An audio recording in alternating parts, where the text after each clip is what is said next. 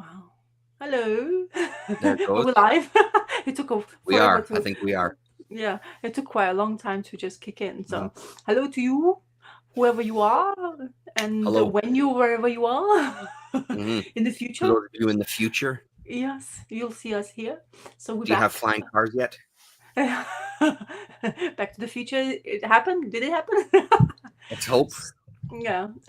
So yeah, we're back somehow, and this time in my channel. I can't believe I'm putting the 30 number on the therapy side, which is absolutely. Do you know what I Yeah, mean? yeah.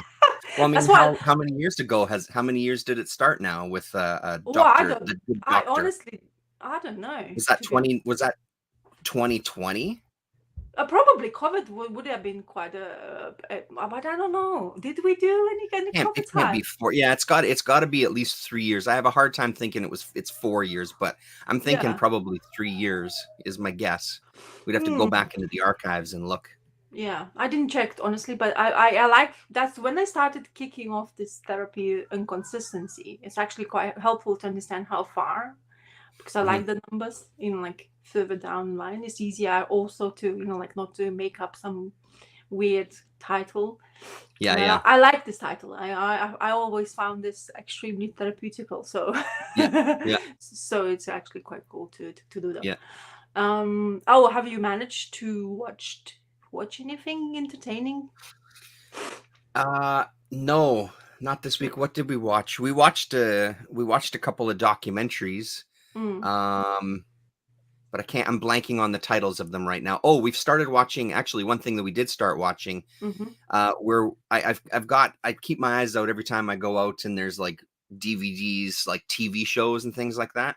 And mm-hmm, one of my favorites that I'm keeping my eye out for is this one called Homicide: Life on the Streets, which was David Simon from The mm. Wire. It was the previous Oh, show that was made from his book called Homicide.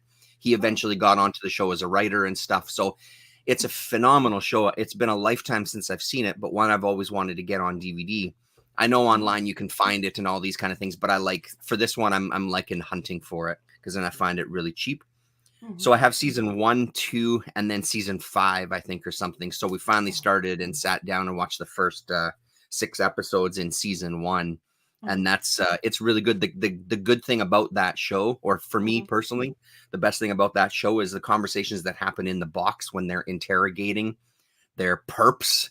mm-hmm, It's really like the acting is so. Episode 6, the entire episode takes place in the box, and it really shows the dynamics and kind of like honestly the torture that happens, like this low end torture because this person isn't allowed to go to the bathroom, they're not allowed to go anywhere, and these people, and they showed the cops that we've now gotten to know off after these 5 episodes. mm-hmm, They have their ups and downs, but we tend to kind of like them. Now they're turning into these absolute pieces of shit in this box because they're convinced that this person did it and they just don't know. We know as the viewer that they don't know everything, that they can't be 100% sure. So such a good episode, such a well written show, and it's moments like that that really feed into kind of what The Wire became, where it started really digging deep into the whole system and how things are laid out all the way through schooling and newspaper and all sorts of things, right? So it's cool to see some of those elements in this TV show, which was, I don't know, 90s, I guess. I don't remember exactly what year it came out, but yeah, it's such, and the acting is amazing. There's a lot of faces that you've seen in a lot of other things. yeah. There's a couple people from the show Oz that are in Homicide, Oh, and yeah. all of these kind of drama things, right? Like these more intense kind of TV dramas. So Mm-hmm, it's cool to see a bunch of same people. Yaphet Kotto is in it. One of my favorite actors. He's this big, imposing actor, and he was in a movie called Bone that I absolutely love. mm-hmm. So yeah, it's great, really good. What Don't about you you? find don't you find 90s TV shows because like maybe because we were growing up with that or we have like we seen it on the television so it's so comforting. I find it extremely cozy. It makes Mm, me like when I watch the shows like that it just makes me feel like okay, I'm in the right place. This is exactly yeah, the right right. moment I want to see it, and it's just like even though it's horrible most of the hmm time murders, like that kind of stuff. Yeah, You're like, oh yeah, it's yeah, so relaxing. Just go for yeah, it. right. And you like you start questioning like, how is that What? comforting so much? Am I like completely dozing that off? So Yeah, it's right. kind of interesting when you watch shows like that. Yeah. Me and my husband started watching Apple TV well, my husband by mistake purchased a month of Apple TV. Yeah, nice. Yeah. To his own regret, he says it's like nothing to watch, but we found a couple of things. Well, Yeah. the things we found we actually were watching beforehand, so it's funny. So when you get subscribed to Apple TV and you like you don't subscribe anymore, you don't pay anymore monthlies, but it reminds you what you had watched prior to that. So it's actually quite you don't have to research anymore what you want to watch. It's kind of, it shows you where you stopped, so you can continue where you stopped at. And so we start watching back the Ted Lasso. We finally finished Ted Lasso. And I talked about it when it came out. Nobody was even talking about the show when I was talking about it. And then everybody's like, oh my God, it's such amazing. Yeah. Anyway, so finally finished that. It's still great. Like the way the show went and how they ended. I think it ended. I'm not really sure about that kind of like has it ended fully. I don't know, but it's fantastic. It has extremely comforting ways of introducing some, like sometimes it's a bit tedious because they are like, my husband keeps saying, why are you going for that like talk too much, like just give us more action or comedy. But there's moments that I have to tell a story at the end of the day, and I said like just go with it, because this is basically, they never changed the way it was written, and the way it ended is you kind of not predicted, but the way it ended, it kind of told you it's going to end that way, so there's no surprises really, so just go with it. So I just really enjoyed it. So Ted Lasso, all the way, and I highly recommend for anybody, even though I'm not a football fan.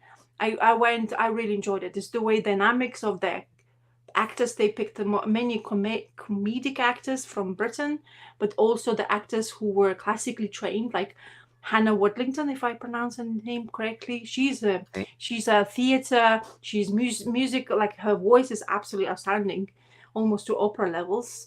And she is superb. And my husband was like, oh, look at that. Like, look at her. It's like, okay, don't celebrate next to me. Like, like, I know you do enjoy looking at her, but come on, she's not so obviously. I was like, would you do her? Like, yeah, for sure. I mean, she's extremely entertaining, like a really beautiful woman, honestly. Yeah, right. So that was one thing we kind of like ticked off, and then we can forget about it now. Also, we going back to watching Slow Horses, which is absolutely fantastic. I keep on telling you. Yeah, we saw the first series. We didn't follow it any further than that. So there's a season 2 and 3, and I think or there's a 2, but 3 is coming, something like that. Right. Season 2 is superb. If you liked season 1, season 2 it even gets better. It's a bit frustrating because you realize why they call Slow Horses. It's kind of very evident on the season 2, but the element of spies, like MI5 and all Russia stuff, it's kind of like works really well at this day and age, maybe. How English is trying to basically maneuver around the Russians, and Russians just manipulates everybody around their finger, and they do whatever the hell we want. So it's kind of like almost to a T. Oh my God, why is it getting so dark? Let me just make it a bit brighter. Well, evening. Hello. Yeah. And then we watched an animated cartoon series. Oh, yeah. I think it's about 7 episodes, maybe. It's called Wondla. It's a weird name. Wondla. So Wondla. Not wonderful or anything. But I wanted to watch it because I follow the creator on Instagram. I think his name is Bobby Chu. But apparently he worked on it. It's all, I think, presumed digitally, but I think Apple TV is wandering into animation as well, and they're creating really great, spectacular one. This one is absolutely beautiful to look at. The world is post-apocalyptic after, of course, human trashed the earth to no return, and there's only a couple of them left. And they have this like labs underground created to just preserve humanity. And there's this baby where we see, and she's basically one baby left. Like the way the story starts, I'm just telling you the beginning of the story. You see the baby, it's been brought up by a robot, and she thinks the robot is her mother, like the child from the baby to up to like about maturity. But the only thing she was concentrating is to be taught how to survive. And then when she gets to a point of level of surviving, you realize why and who is on Earth, blah, blah, blah. It's really beautifully done. Yeah, Of cool. course, we discovered what's the story behind and who was inspiration upon it right at the end of it. But honestly, even my husband watched through the animated series. That's a achievement in itself, because I'm loving Alright. animations, but he sometimes doesn't have enough patience to them because Yeah. like too childish maybe. But for me, Yeah. I'm a like I like art, and that is spectacularly done, even though Yeah, it is cool. digital through and through. I'm not sure actually, but it looks I mean, like it is. the stills look like it. I opened another window just Yeah. to see, but it does look nice though. Yeah, the color schemes are spectacularly chosen. The characters also really cool. I guess it's based off of a comic too, hey? Is it? I didn't even know that. Yeah, it says The Search for Wandla by Tony Ditzerelisi. Yeah, that's the name. I wouldn't say it twice. Yeah, there's an ebook. So I don't know if this was a comic that before the show or afterwards. But yeah, there's some spectacular viewing. I highly recommend family gathering together. If you are a tall animated fan, I think this will be great. Actor choices, voice actor choices is great as well. I think you will.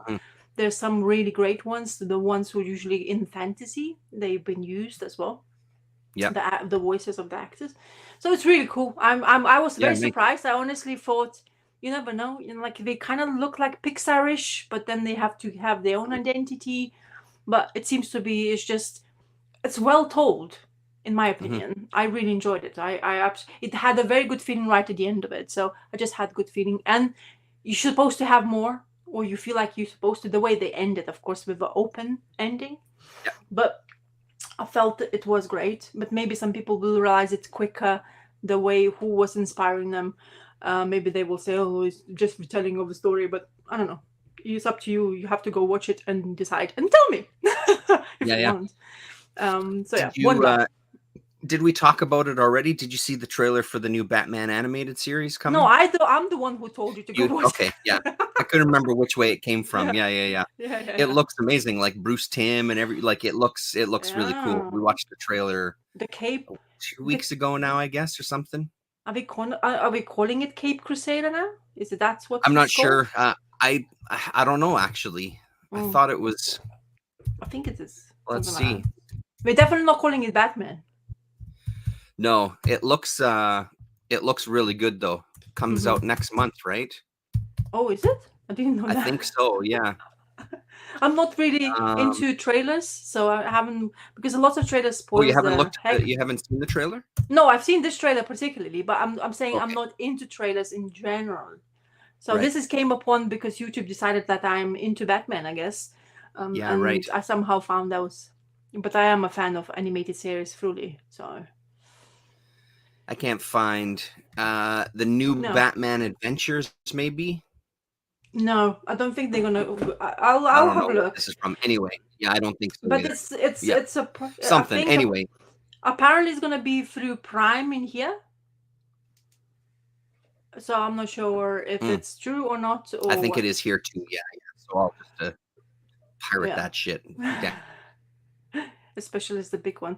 I don't know if my. It looks great. I'm looking forward to it. Yeah. That show, like we You absolutely adored it, and then I've watched it with my son the whole season because I've got all the seasons on DVD, and then watched a bunch of them with Lillian as well too. So nice to kind of revisit it over the years. Yeah. So yeah, I'm looking forward to it as well because to see I recently watched it again. I watched. What did I watch? I watched that. What is it? The Future Batman. What is it? That series called? Oh, Batman Beyond. Yes. So good, man. Underrated show. So good. Yeah. I wanted because I liked the way. Hello, Jackio. Hello, Jackio. I wanted to have comfort, but also I have not really watched all of them. Off my shelves. Hello. Massive Phantasm is a good one. Yeah, I hear you. There's one of them is up there somewhere. Yeah, so we're looking forward to it because of that new voice of the Batman. This is how they apparently going to introduce him to the animated universe, I presume. Another thing which I wouldn't recommend for you to watch at all, because Crisis on Infinite Earths Part 3 came out. Okay. And oh boy, that makes you sleepy like 5 minutes into the movie. Oh yeah, really?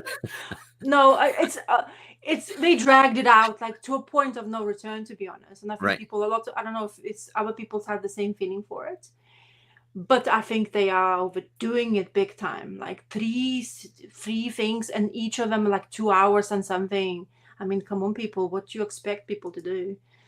Yes, nice one. Yep. So good. We agree. So good, man. We agree with you on that point. So Mhm. yeah, so it'll be interesting. You heard about the news from DC. Apparently, all new universes coming, but not really I didn't hear, clashing. no. Not really clashing with their own. All with the their own online nerds are timeline. pissed off yet again that they're gonna get duped into buying 17 comics yet again. A whole new universe. What the fuck? They don't trying to change the timeline anymore. Apparently, this is the Right. new thing that they calling it. I'm not sure if it's true or not, but that's how they advertising it. So Snyder and Joshua Williamson, am I getting correct on the names? So these two guys who are quite a long time writers for the DC decided to come in fruition and create here like at a universe. I don't know. It's a universe. I don't know what they call it. Is it a universe or something? But basically, in order not to clash with the timeline of whatever, like we were doing with New 52 and change everything from going, what they're saying now, we're going to give you something different of the stories of Batman. Like, of course, that's the number one guy. And your Wonder Womans and your Supermans, but we won't tell the stories, but there's nothing going to get involved in the true timeline of DC. So they have this picture of Batman, the way it's going to look. It looks really like top heavy, like almost animated series Batman. So like really chesty, but really skinny legs. So it's the way the picture looked. They're saying that they have even wow, why I'm blanking your name now? Kaya's writer, an artist. What is his name? I don't know. Kaya. Wes somebody, isn't it? Wes Craig, right? Wes Craig. So Wes Craig is showing his picture like he's doing the covers for some of them. Looks fantastic. I mean, I love Wes Craig. And there they go, Secret Workingman version. Maybe good old DC, always a decade behind them. Yeah, Marvel. funny, yeah. But anyway, so they're trying their best to basically get what they number ones, and they get a new public coming into their reading. I guess, presume so. But you know, like it's one of those.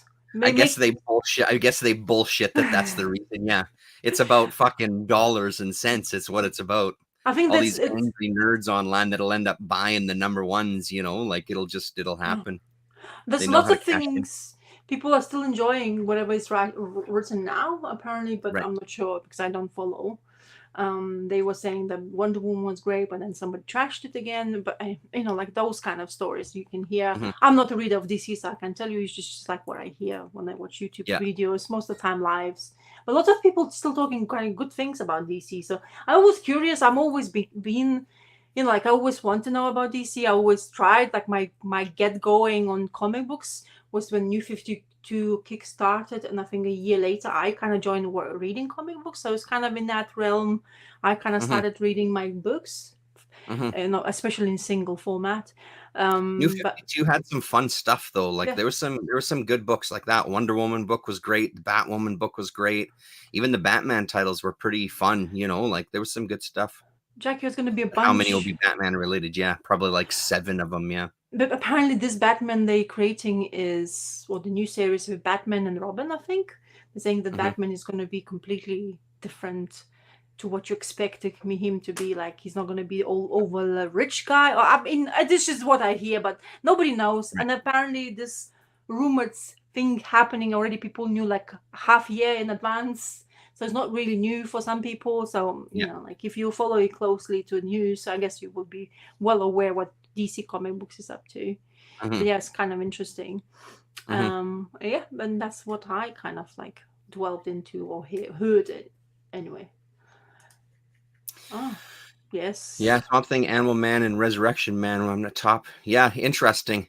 I was liking Swamp Thing and Animal Man early on. It got to a point where I just couldn't get into it anymore. I don't know. The standouts for me are honestly that Wonder Woman and the Batwoman books. I really loved those books. They were Yeah. top notch. Yeah. Really good stuff. I remember you were enjoying them quite a lot as well. I Hmm. actually clearly remember that. But yeah, I was into Batman for a while, but then I dropped because I got like lost in interest.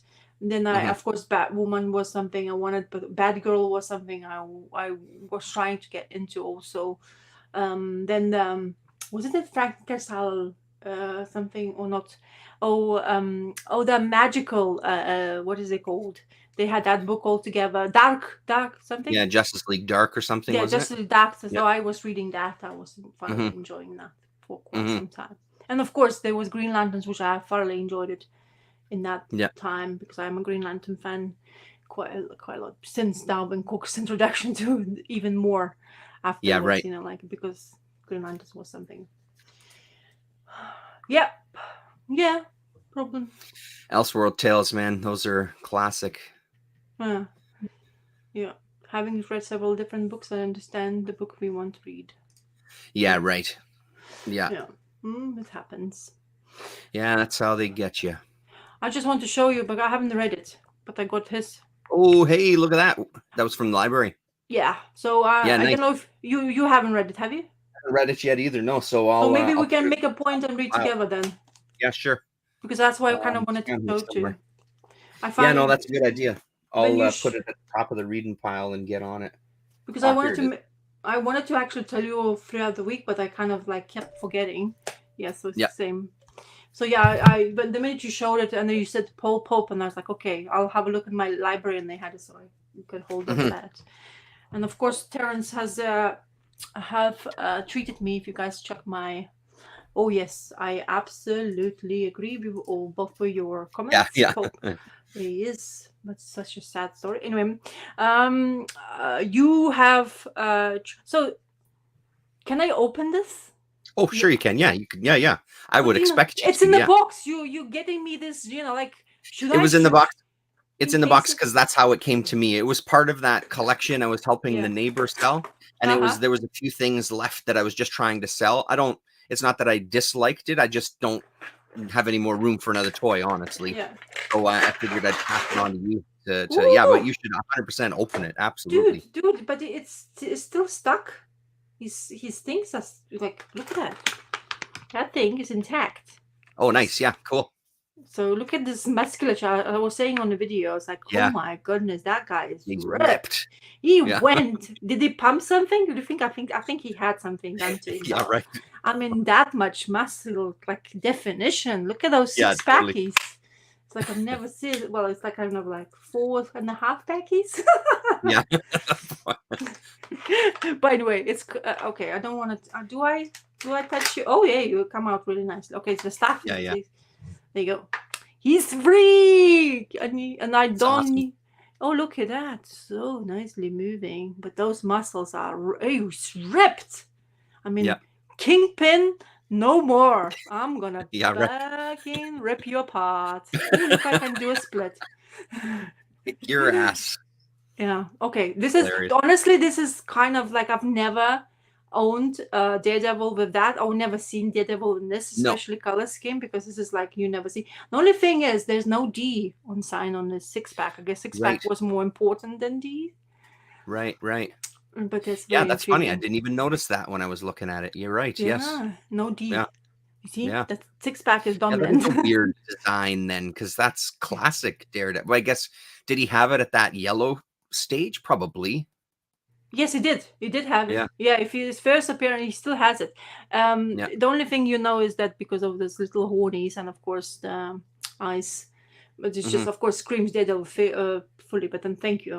This is like amazing.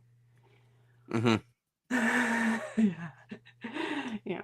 So this is good. I like Daredevil, so this is gonna be awesome. Like hanging somewhere. Maybe it's probably gonna go there. In that shelvie to be. You could have them hanging right down in front of your screen, right by your microphone, hanging off your microphone. Like that. Like, hello, what's that? It's just the butt of Daredevil. Yeah, right. Anyway, this is a fantastic. I actually Yeah, got cool. hold of. I went to charity shop once again because I like to go roam around and see what it is. I found Mhm. 8 stormtroopers from the Clone Wars, Oh the yeah. 3-7. But for Rokas to play, for my son to play, Mhm. because otherwise, he's into this. Like he actually, what happened? Because I started to have an alarm point. He took my dead man and he Mhm. went for it like, he Uh-huh. started moving around. It's like, but I was like, it's just a toy, Rasa. You can't let it go. It's like, but he's dead, man. So Yeah, since yeah, then, yeah. he likes to manipulate them, figuring like scenes. So I was like, I looked it up in charity shop. I found, but they are quite difficult to get hold of. Apparently, they're not Oh, in the best really? nick because it's like, yeah, they're quite pricey to be honest. But Mm. like I let him play, enjoy himself because I like Clone Wars a lot. And Mhm. actually, they remove helmets. Also, you can see the like carbon copy of Clone War clones, like face. It's like Mm. almost like to a T. It's like kind of weird to see on actual really 3.75. I think they call them those figures. That's the Okay. small versions, and the Mhm. eyes and everything is just like cartoon. So I was like, wow, they really took care of it. Like not like That's that cool. disfigured. Sometimes those little you can't even make up the face to a. Is it the eye or is it like a patch or something like that? Some Yeah, right. figures can come with that. Well, and Anyway, just the fact that they had the helmets could come off is pretty cool. yeah, and they're very nimble, which is one of the Mhm. newer, like I have in Star Wars newer versions, those, and they're quite stiff most of the time. Mhm. They're not losing the same plastic anymore. Anyway, this is just a toy Have you version. ever have you ever dug into like kit bashing and stuff on YouTube, like taking old figures and making new figures out of them and stuff? Because something like that would be kind of cool if you have like 7 of them, you know. No, No, I hey, don't. yeah. No. I don't need any other hobbies. Thank you very much. Yeah, right.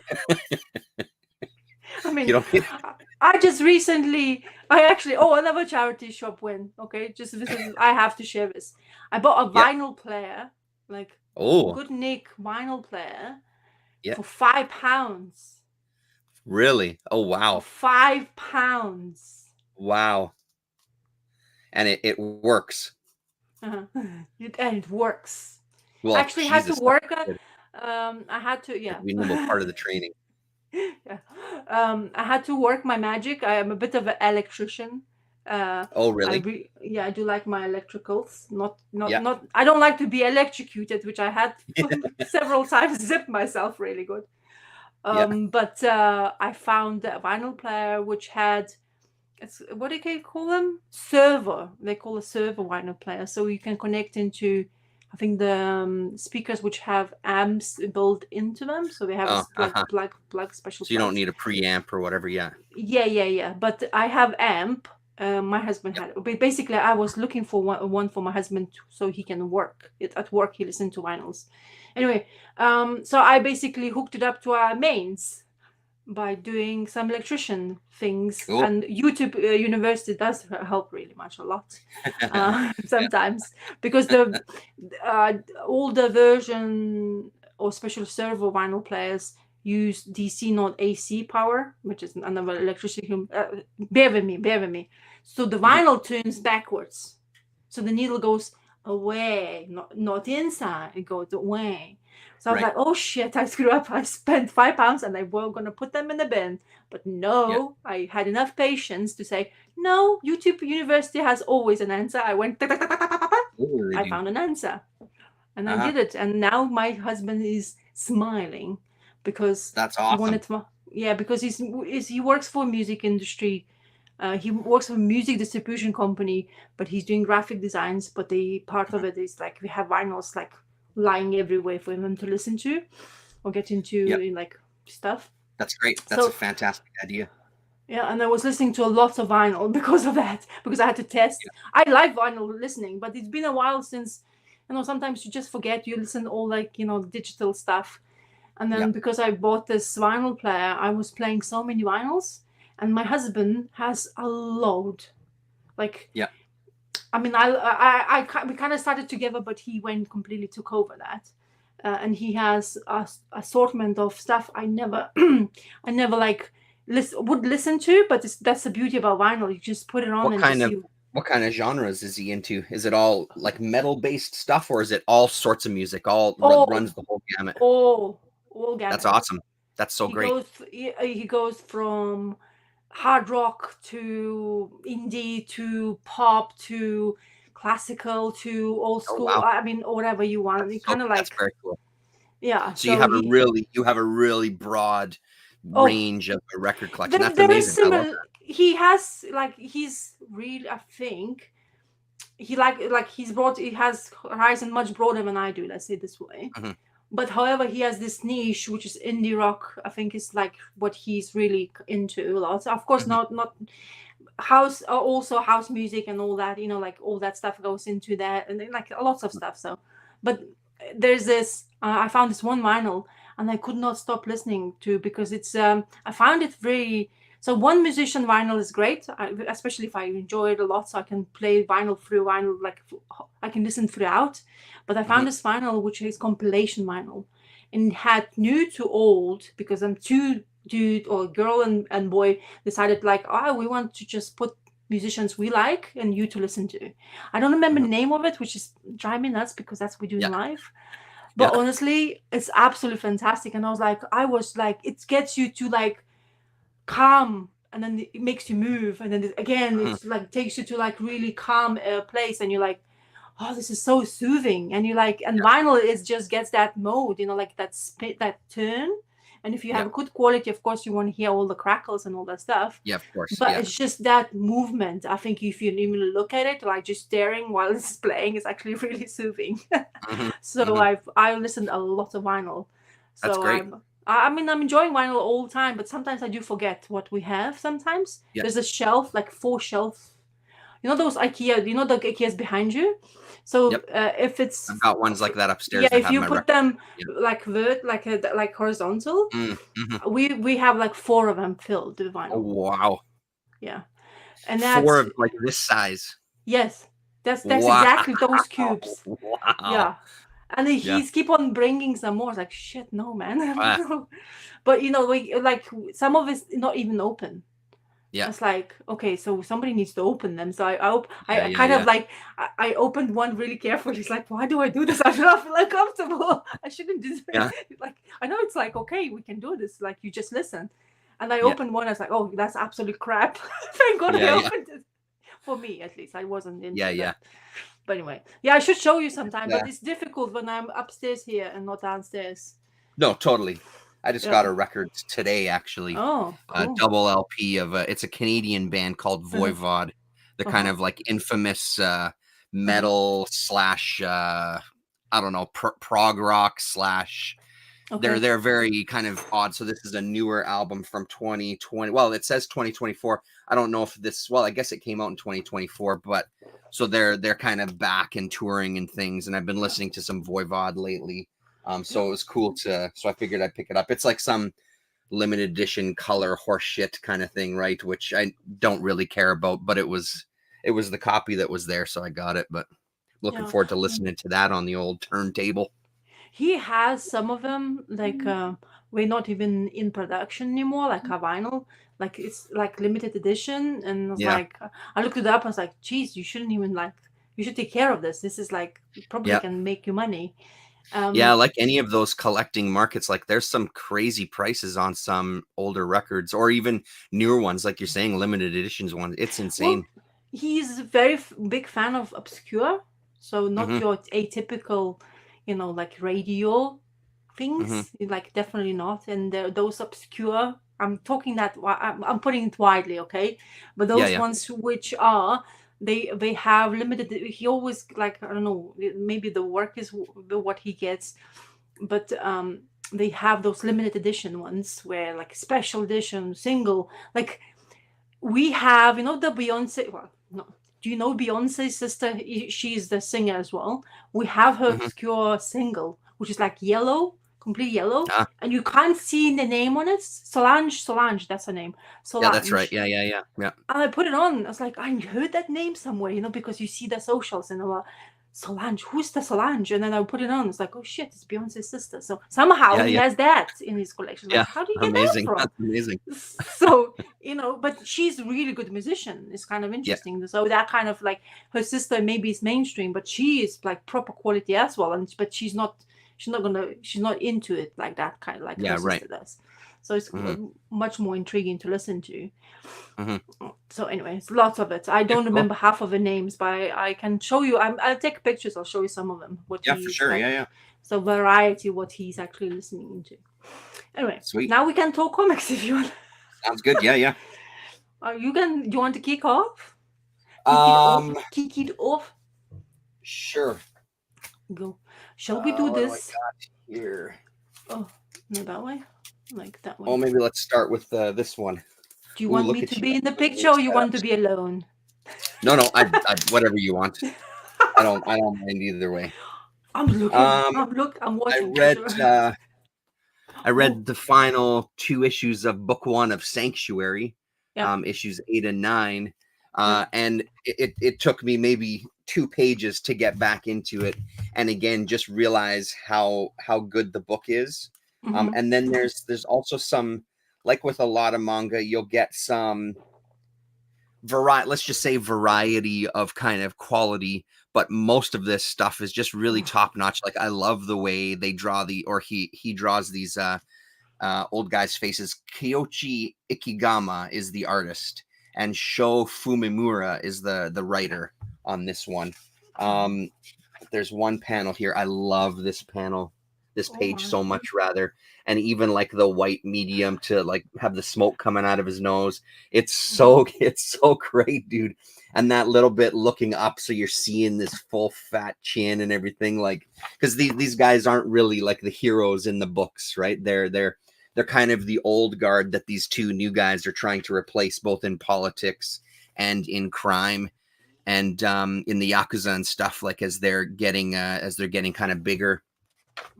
So this is, like I said, volume 1. I think there was like 5 or 6 volumes that came out through Viz back then, and this is 1992 is when this was coming out. So we kind of end on a little bit of a cliffhanger, of course, because it's the last book of the first volume, where it seems like they're going to expand into like the Yakuza kind of wing of this kind of duo.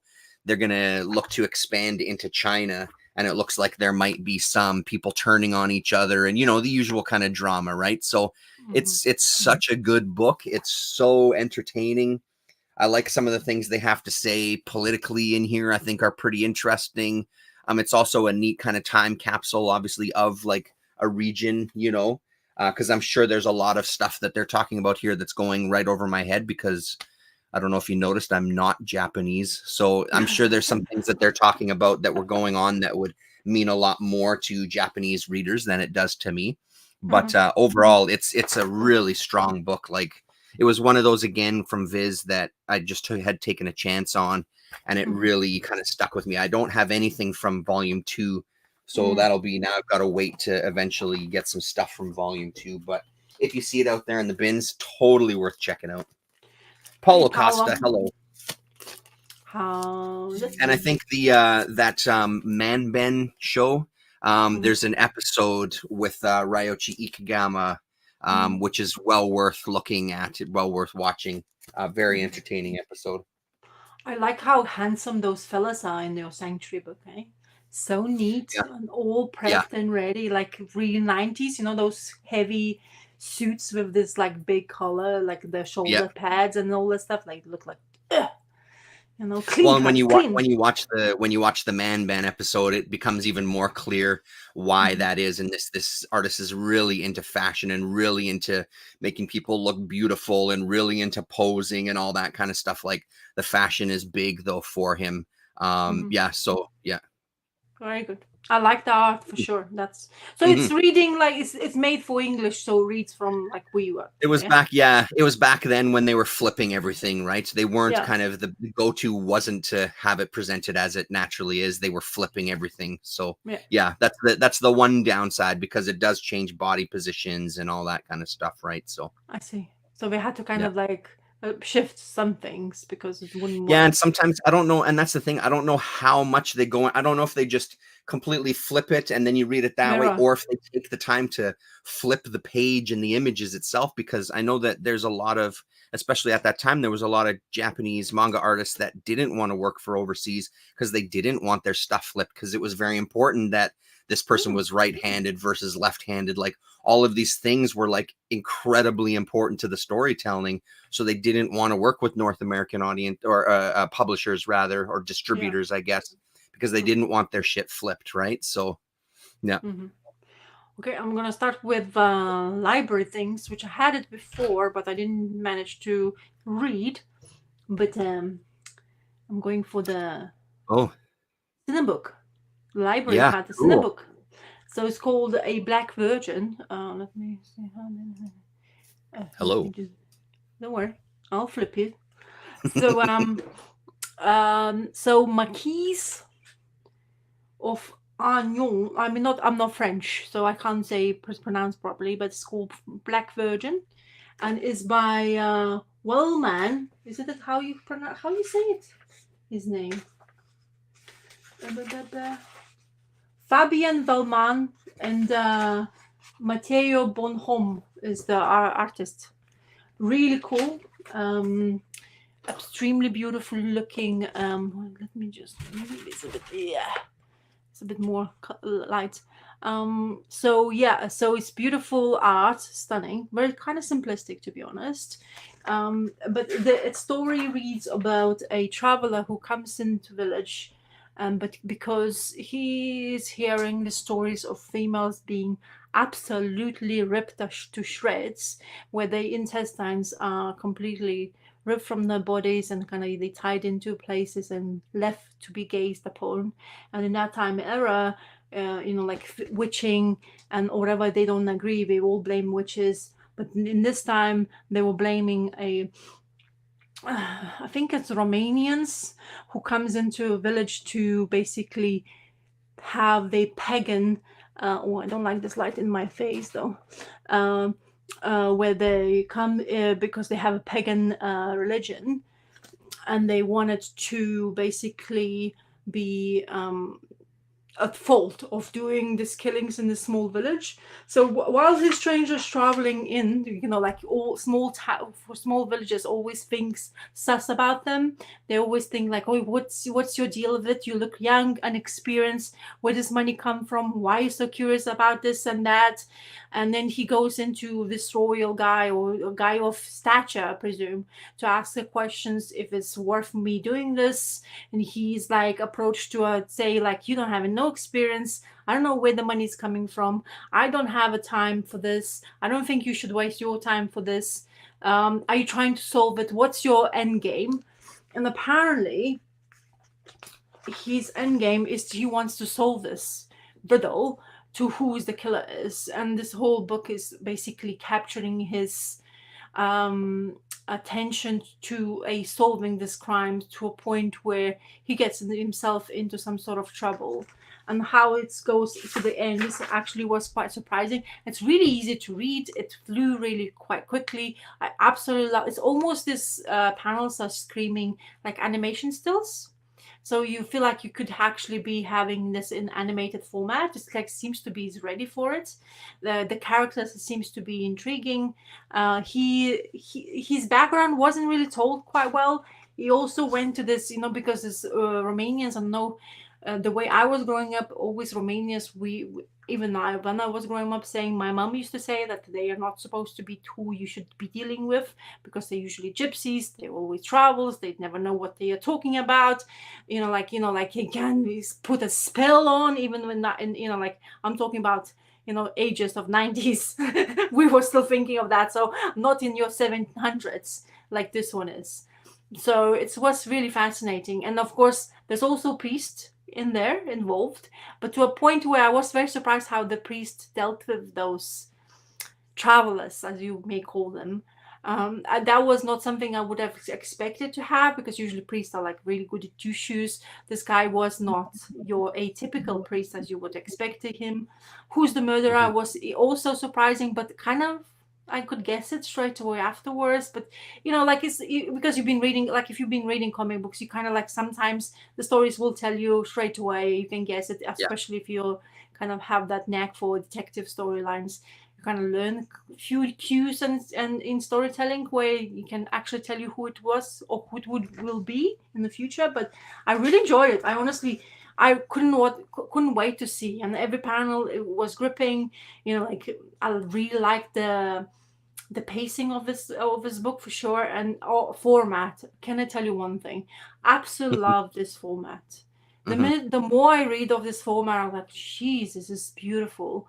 It's so much more you can see, but even like they have so much more spacing done. So I guess it's because it's translated and it originally was published in French. I presume so. It feels like you can even use more pages, but pages like these when a lady's completely scared because he was invited to help her because apparently she's about to die from starvation, because she has this feeling that while she was alone and husband was on travels, she didn't invite somebody into her house in the dead of winter because she didn't feel safe. So they put spell on her, and from that point onwards, she just thought that a bad juju upon her, and she couldn't deal with her life normally anymore, and she was basically ripping apart. And that's those moments, it's just fantastic. The use of shadows, the color schemes, it's just, I don't know, maybe it just clicked with me, the storyline, but I honestly really thoroughly enjoyed it. And apparently he has, I think, created some other work, so it's called Isle of Brack and Providence. We're saying coming soon, but I don't know when this book came out. When was this published? 2015. So like it's been a while. So yeah, Marquise Unknown, the Black Virgin. Yeah. So this is the looks great. Cine book. I liked it a lot. So it's not very many of them in library, to be honest, which is kind of sad, especially because it's published in UK. But yeah, $6.99 price tag. So it's like trade, like I don't know how many, but like I'll tell you, it's actually numbered. You get 48 pages. On originally published in 2003. So this old book. So in French, it's 2003 they had read the storylines. Imagine I'm 21 odd years late for this story to discover. My dad is English, and he always had a thing of gypsies. I remember that growing up. Don't put stuff on the curb. The gypsies will come to town. We'll get the gypsies here. It was always a thing. Like it turned into kind of like a joke because we just kind of would make fun of them. Like, what the hell are you even talking about? Because we obviously don't understand that necessarily here. We didn't anyway. But that was always his thing. I don't know what spurred them to be. I mean, I'm not into history books, but there's a moment where, like, even myself, like I was growing up, we weren't even allowed to be in the area because we were told that we would be kidnapped on purpose because somehow we are the wanted ones. Right. Or it's just one of the fairy tales our parents are telling us not to get in trouble and don't go travel further away from the house, which most likely that would happen. But definitely would be interesting how we were still like told that, and quite often, like be away from it because oh my god, they're gonna. And honestly, I'm from Lithuania and we're extremely superstitious. We have so many superstition things to do, like knock on the wood, put salt over your shoulder, all that kind of stuff. Like God forbid you go under the ladder and then like oh yeah. So. How many times I've done scaffold underneath scaffold is even worse. Like, or don't sit when you're young on the corner, especially a girl, because you're never gonna marry for like 7 years. Like I am 5. I don't want to be married in 7 years. I remember that clearly. I think I was maybe 8. And my aunt, my mom told me many times, but we went to celebrate a birthday, I think. And of course, kids always gets the corners, of course. Yeah. And she's like, "Oh, I'm so sorry. I didn't want you girls to sit in the corner because you're not gonna marry in 7 years." Like, okay, it's fine. Like I am gonna be 15. I think I'm okay. That's so funny. Yeah, but that's what kind of like things like people get superstitious about. So. Yeah, no, totally. Yeah, those things travel. Yeah. Yeah, Wild. exactly. Your turn. Um, before we move on, how many other did they have any other interesting Cinebook stuff at your library or? I honestly only go and randomly find online. They Right. have online system. They barely have any. So somehow, Uh-huh. so they kind of not in the system. This book wasn't in the system until I picked it up. Oh wow. Because Yeah. Okay. I clearly picked that. Like I like look. Like I come curious. Like because you showed in the book, well, Thorgal. Yeah. They had Thorgal. They do have Mhm. it, but they only have like three of Mhm. them, or out of like Mhm. what, 18, 20, 20? Is it 20 now? There's a lot. There's like 24 now, I think. Yeah, there's a lot of them. Yeah. Are we still going with it, or is it done? It's done, isn't it? For No, 24. it's still going. I mean, Paulo might be able to speak to this a little more, but as far as I Yeah. understand it, they're still going. Mm. It's I think I'm at this point where I've sort of caught up with the newest kind of stuff. I might be a little bit behind, but I'm pretty much there at this point, So I let me think. know which one you don't have. I'll go and get for you, because it's much Yeah, easier sure. for me to get hold of the Cinebook than you, Mm-hmm. especially from where you are in your Canadian Yeah. land. Yeah, no, totally. Well, and now that what the hell was the book site that I used? I don't remember what it's Oh called, but yeah, it's long gone. yeah. Book So depository. yeah, Repository that's the with one. the Yeah. free shipping worldwide that turned out to be an Amazon sting. Damn it. Yeah, it was that's where I Yeah, got my because Thorgal. they were hiding behind the name. Yeah, exactly right. Yeah. Anyway, Yeah. okay. Do you have something else? I do. What should I talk about? Oh, hey, how about this one? So Oh, look. a while ago, what did I get? I got a free. Oh, Thorgal is still going. The original authors are no longer involved in it, and there are 3 or 4 active spin-offs. Oh, well, shit. 3 or Good luck 4 with that one. spin-offs. God damn it. Thanks a lot, Paulo. Because the main writer is dead, yes, or artist. They've moved on. I don't know. I Wasn't it? think it was just one of them had moved on, but Yeah, if Paulo is saying the original authors are no longer involved in it, yeah, so that's Van Ham, right? So has yeah. moved on to other things. I don't believe he's dead though, because I think I made that mistake in a video saying that he was dead, Oh, and so it it's wasn't your the fault. I case. know that So fact. yeah, Yes. yeah, it might be where you're getting some misinformation, some fake We're news there killing the guy before his from a actually his time YouTuber. was You gone. shouldn't listen to any damn YouTubers about anything. That's Yes, the you should lesson. fact check yourself. That's right. Yeah, that's right. Before you put it out there for the world to see. So I don't remember the book that I found from this artist. It was Uh-huh. from this Comics Tribe company, but Oh, a there was another comic book book that then? I'd found from this artist. Mm-hmm. Um, and then I found out about this series, and then Emily was gone, Mm-hmm. and this was something. Uh, yeah, from here in town. It was cover to cover, one of the shops. I found it in a dollar bin somewhere else though, at 204 Comics. Glad to see it. So it's the story is by John Lees and the art is by Ian Laurie, and Ian Laurie still is around today. And I love Ian's style. I found an Instagram account for Ian Laurie as well, and it's still kind of Just to reconfirm, okay? They are all okay. yeah, both they retired, yeah. And hello, architecture. Or not so AFPC. much closer yet. No, it's not, wise guy. Uh, but this is super cool. There's this boy. We don't know much. This is kind of like the Free Comic Book Day teaser. It's only Yes. half of the issue. This Mm. boy is continually seeing someone outside of his window that he claims is coming for him, and his parents don't seem to be worried whatsoever. Uh-huh. Um, Even when he says there was someone standing outside my window last night, they don't believe him. And it just kind of gets darker and darker from there. But it is a really great teaser. But again, for me personally, it's the art. Ian Laurie's art is so incredible, and he goes into these wild kind of places with his art too. It's a hard one to find. I have them bookmarked on my want list at my comic shop, but they never come in, and there's a beautiful page there. But I think Ian Laurie has also done some like variant covers or something, maybe for DC in the past. I don't know.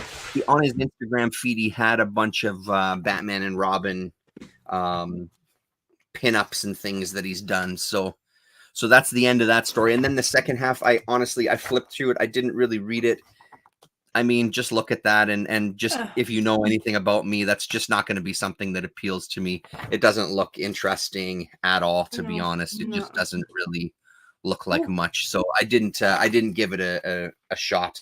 To be fair, it might be brilliant, but I didn't give it a shot because this is what I'm here for. I'm here for this wildness. So yeah, really another one that if you see it in the cheap bins, I would say give it a shot.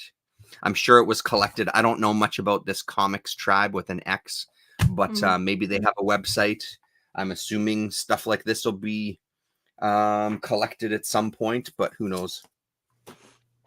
When is this from as well?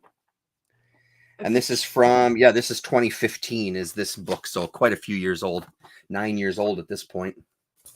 Have you heard that Aftershock is going into administration? No. Really, hey? Well, at least that's what I kind of heard. So does that mean bankruptcy or something? Is that what that means? Yeah, I think so. Yeah. Oh wow, crazy. But I mean, they lasted for quite a while, didn't they? They've been around for a while now, haven't they? They have been, but not as to the point of Oh, okay. This is the. So you got me this. So I got, apparently Terence wants me to learn the history of Canada, because this is basically what it is. It's almost like a children's tale, like children. It is. Don't forget to take notes. We found it. So we were out of town. I think it was like Morden or Winkler or something. Yeah. And there was a stack of them and they were 25 cents each. So I got myself one and I figured, that might be a cool one to throw in just as something different. So, yeah. So now you have to tell me, what is this Hudson Bay Company? Because it's involved like big time in your history. And okay. And also, can you help me? How do you pronounce this? Fenadelta? How do you say it? You have to go. No idea. Thanadelther, possibly. Yeah, that's the chick who is actually. It's in here.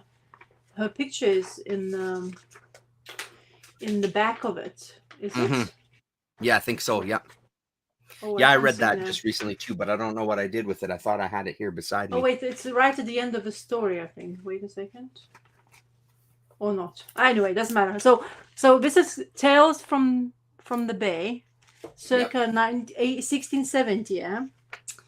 And it's published by, what is it? Hudson Bay Company. It's still Hudson Bay Company. So it was a store. It's closed now. It's like a clothing store. So they were big into like the fur trade and things, right? Yeah. And so they're the ones the beginnings of Canada.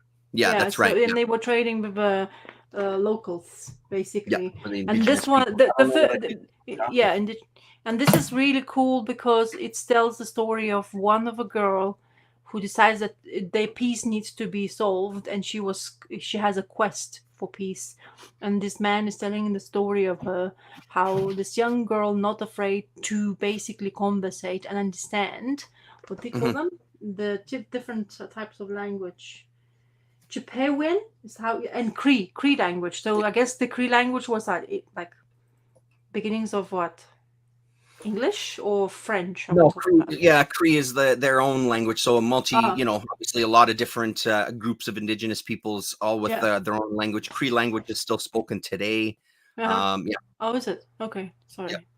So I'm a bit sorry. My history's never been. No, totally fine. Yeah. So anyway, it's a story about a girl who's basically traveled and decided to have this quest where she can make a conversation between two tribal peoples happening, because Hudson Bay was going into their lands no matter what, and it seems to be she kind of wanted to make sure that they have a conversation and everybody will be happy. Her tribe people weren't happy due to that Hudson Bay Company was murdering them basically. And then she was brave enough to travel through harsh conditions, which what Canada's winters were probably even more crazy. And now in that time, and traveled, reached the destination, start having conversations, changed people's minds. And she actually also once again directed them to the right spot, but they were unable to travel because food was scarce, because there was nothing to get hold of. And she decided, like, wait here, I'm coming back, don't worry, I'm gonna find my people, we're gonna come back to you, we're having this conversation no matter what. And she achieves Hmm. this task. And honestly, I really like the art, and I think it's probably one of the Yeah. standout stories for me, because maybe it's the first one and you have the first impression of that. But I really enjoyed the way it was, like the explanation, a bit cheeky, like for adults to read that, but it's of course based for children to learn the Yeah. history, which is actually fantastic too. Honestly, if my history books would be with that kind of a comic style art, I think that maybe would be more for me to understand better without having those dry books to read, like those heavy tomes of stuff. And Yeah. also I Right. really like that maps are present, like the people who was was quite a comedic as well story, a transit of William the Wells, Hmm. and where they decided to understand how the Venus, is it the Venus travels, wait, yeah, accurate measure transit of Venus through, and they decided to employ two guys, one of the losers, one of the good guys apparently. One goes Hmm. to the really hard conditions, another one goes to tropical islands to sit down and just have a breeze. Another one leaves the whole family. Another one is just like, doing his job, whatever he's supposed to be. So it seems to be they just, like they decided to do that. But to a surprise of them all, the guy who was supposed to be a loser became a body, Hmm. where what is basically known in your history books, apparently, according to this. I don't know how much is that truth, but it is. But William of the Wales, who was making such an accurate uh, measurements of everything, he decided that it wasn't good enough for him.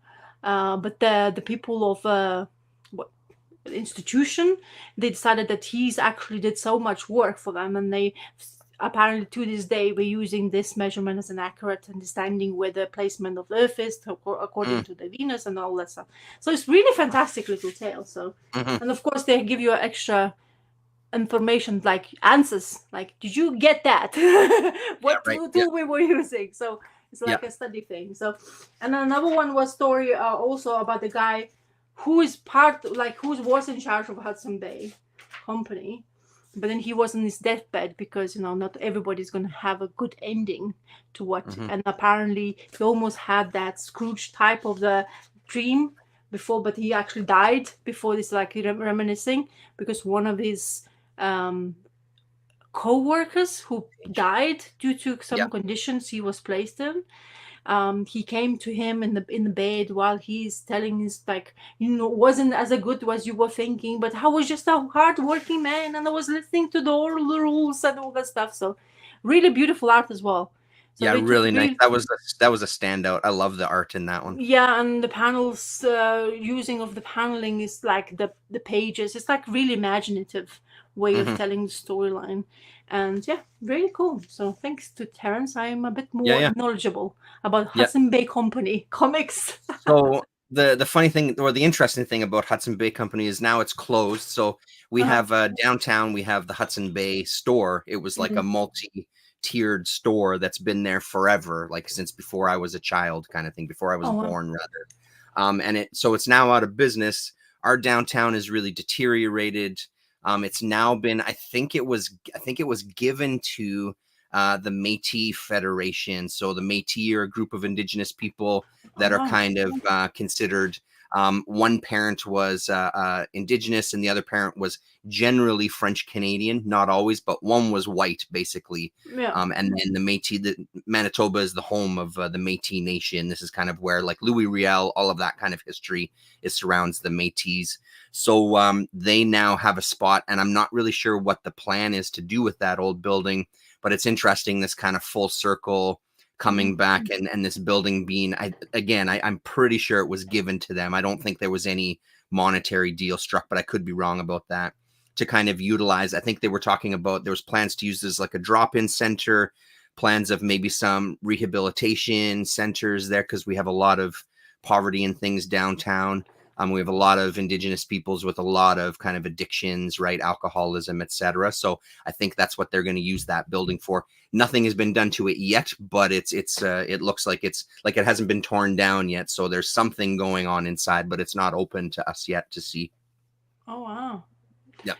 So oh, they don't disclose it. Like they don't have like in here if you do There's something. signs and stuff outside, but there's no Yeah. kind of like Full. opening soon. There's nothing like that. There hasn't been. I mean, there might be information online or in the papers, but I'm just not up to date with the latest on what's going on with that building.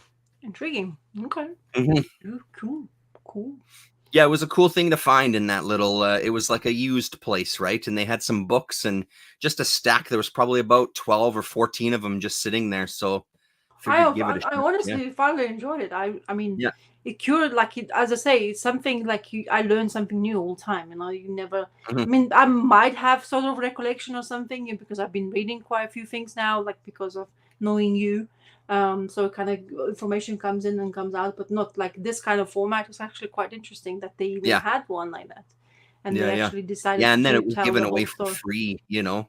Yeah, because And it seems everything. like they were pretty straight ahead too, like, admitting to kind of the slaughter that was taking place and that they had their hand in, so it's not like they were trying to wash that stuff away in that book. Yeah. Did they talk about it to the extreme? No, but they didn't not talk about it at all either, you know what I mean? So that's it's pretty good.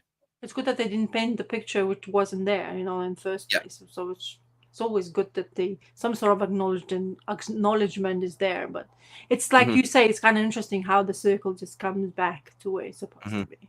Sometimes it does, sometimes it doesn't. Hopefully, it always goes back to Yeah. where it's supposed to. Yeah. Right, yours. Um, You. what else do I got? Oh, I got this was another dollar bin thing. Mm-hmm. Yeah, let's talk about this one. This was another dollar bin thing. I couldn't resist. So Dark Horse Maverick.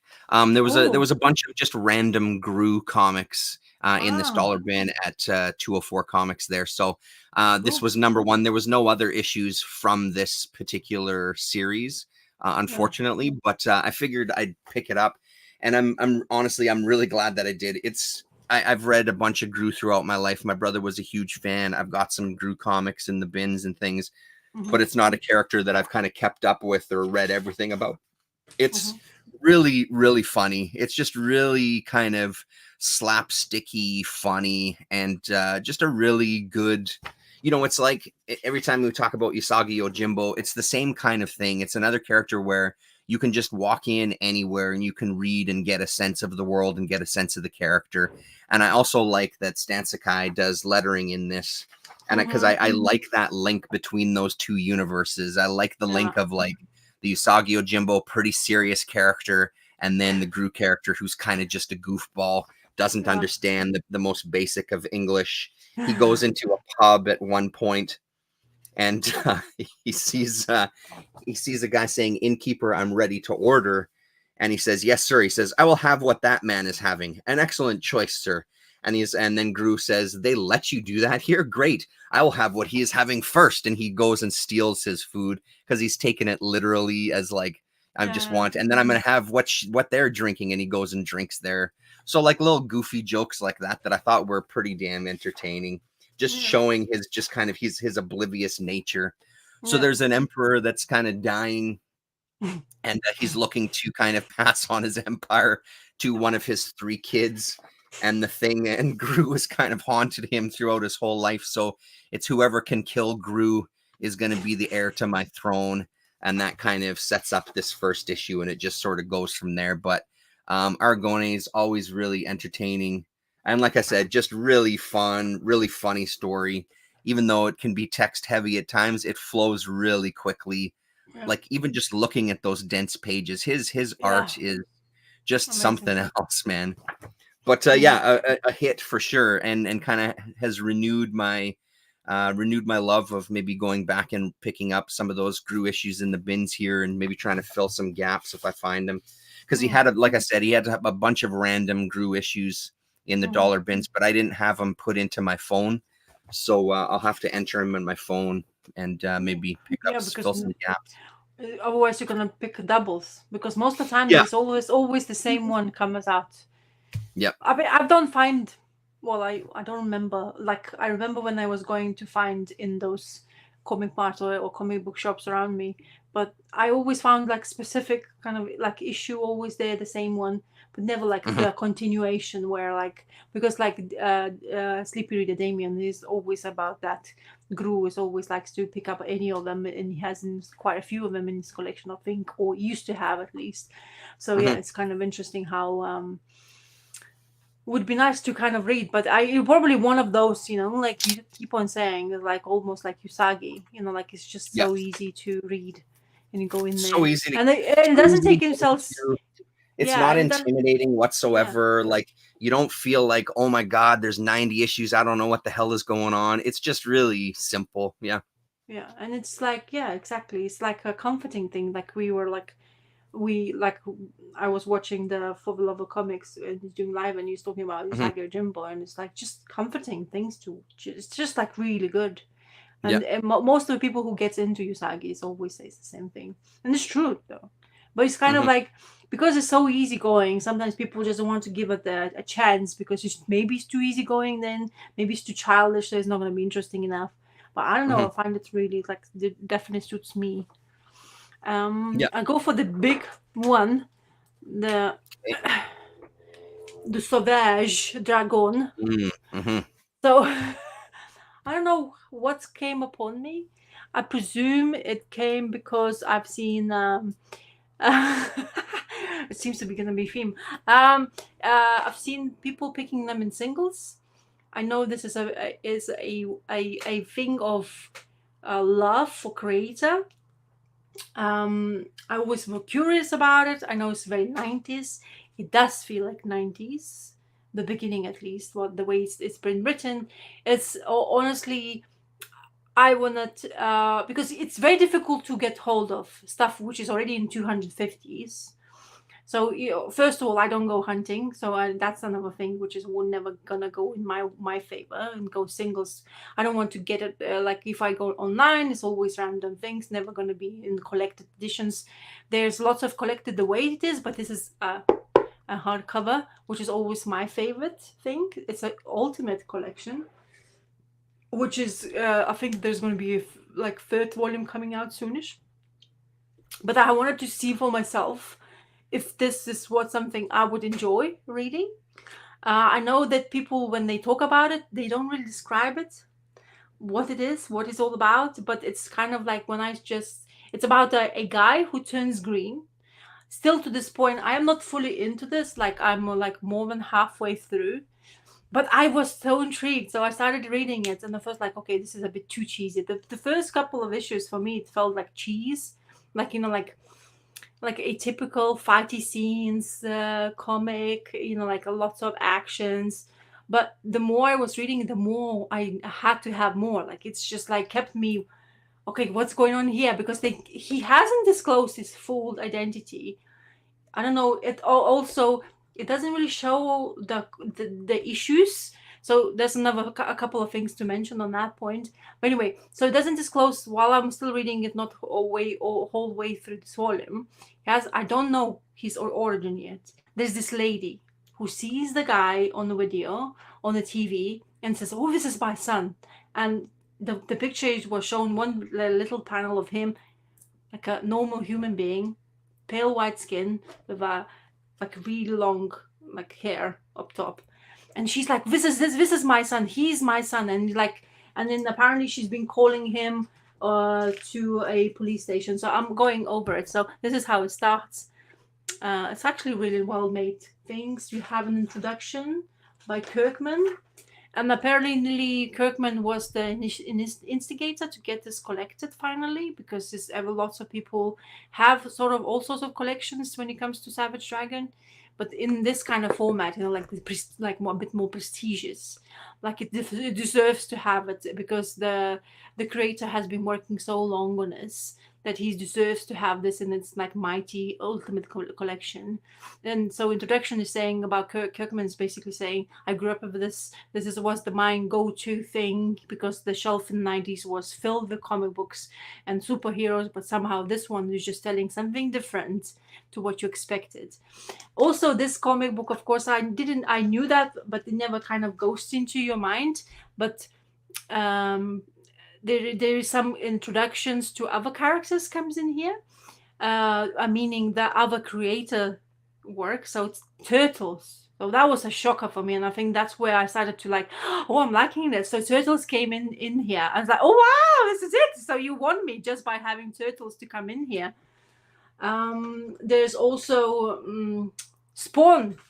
There's a Spawn, beginning of Spawn. It's like this figure, like, but you know, if you know at least a bit of the Spawn, or you watch the cartoon animated series, not even reading the comic books, you will probably know where the Spawn is in this. But how it starts, you have the guy, he's been found, apparently crashed somewhere, doesn't have any clothes. It's kind of like almost Terminator-like introduction. Another Terminator, like the guy just lands completely naked and walks away, no memory whatsoever. He's just building like this huge figure, and but the only thing that stands out is green skin and has a fin on his head. And then they ask him questions. This copper from Chicago is asking him questions. Do you know who you are? Don't have a clue. But you know who's the president? He tells him the president of where that at that time. He's like, how do you know that? But you don't know your own identity. So apparently he has this amnesia type of a thing, which is not really like for his own identity, but he knows a surrounding, like the history around him. So he knows what happened like a week ago, but he doesn't know what's his name and where he's come from, some kind of thing. So that's how the comic starts. And then, of course, because the copper is trying to kind of recruit him, because all the superheroes have been bad guys. They call them the super freaks. So the coppers don't have any super beings to help them, and this one guy decides that he's the perfect kind of instrument to solving this part of puzzle, and he basically tries his damnedest to recruit him. And then he gains the name, and of course it starts with this panel, like crazy panels, crazy figures, a lot of musculature, like a lot, like, oh, you know, like to a point. But I really enjoyed it, and the further I was going with it, the more I'm intrigued with the story. And I wanted to kind of finish it, but I was like, okay, I just want to kind of maybe take a little bit of a break, because when you digest this kind of book, there's quite a lot of pages. Sometimes it's not everything you can grasp because you kind of rush into the storyline. So you have to take your time, digest some of it, see how you feel, and just continue going. But it has my attention.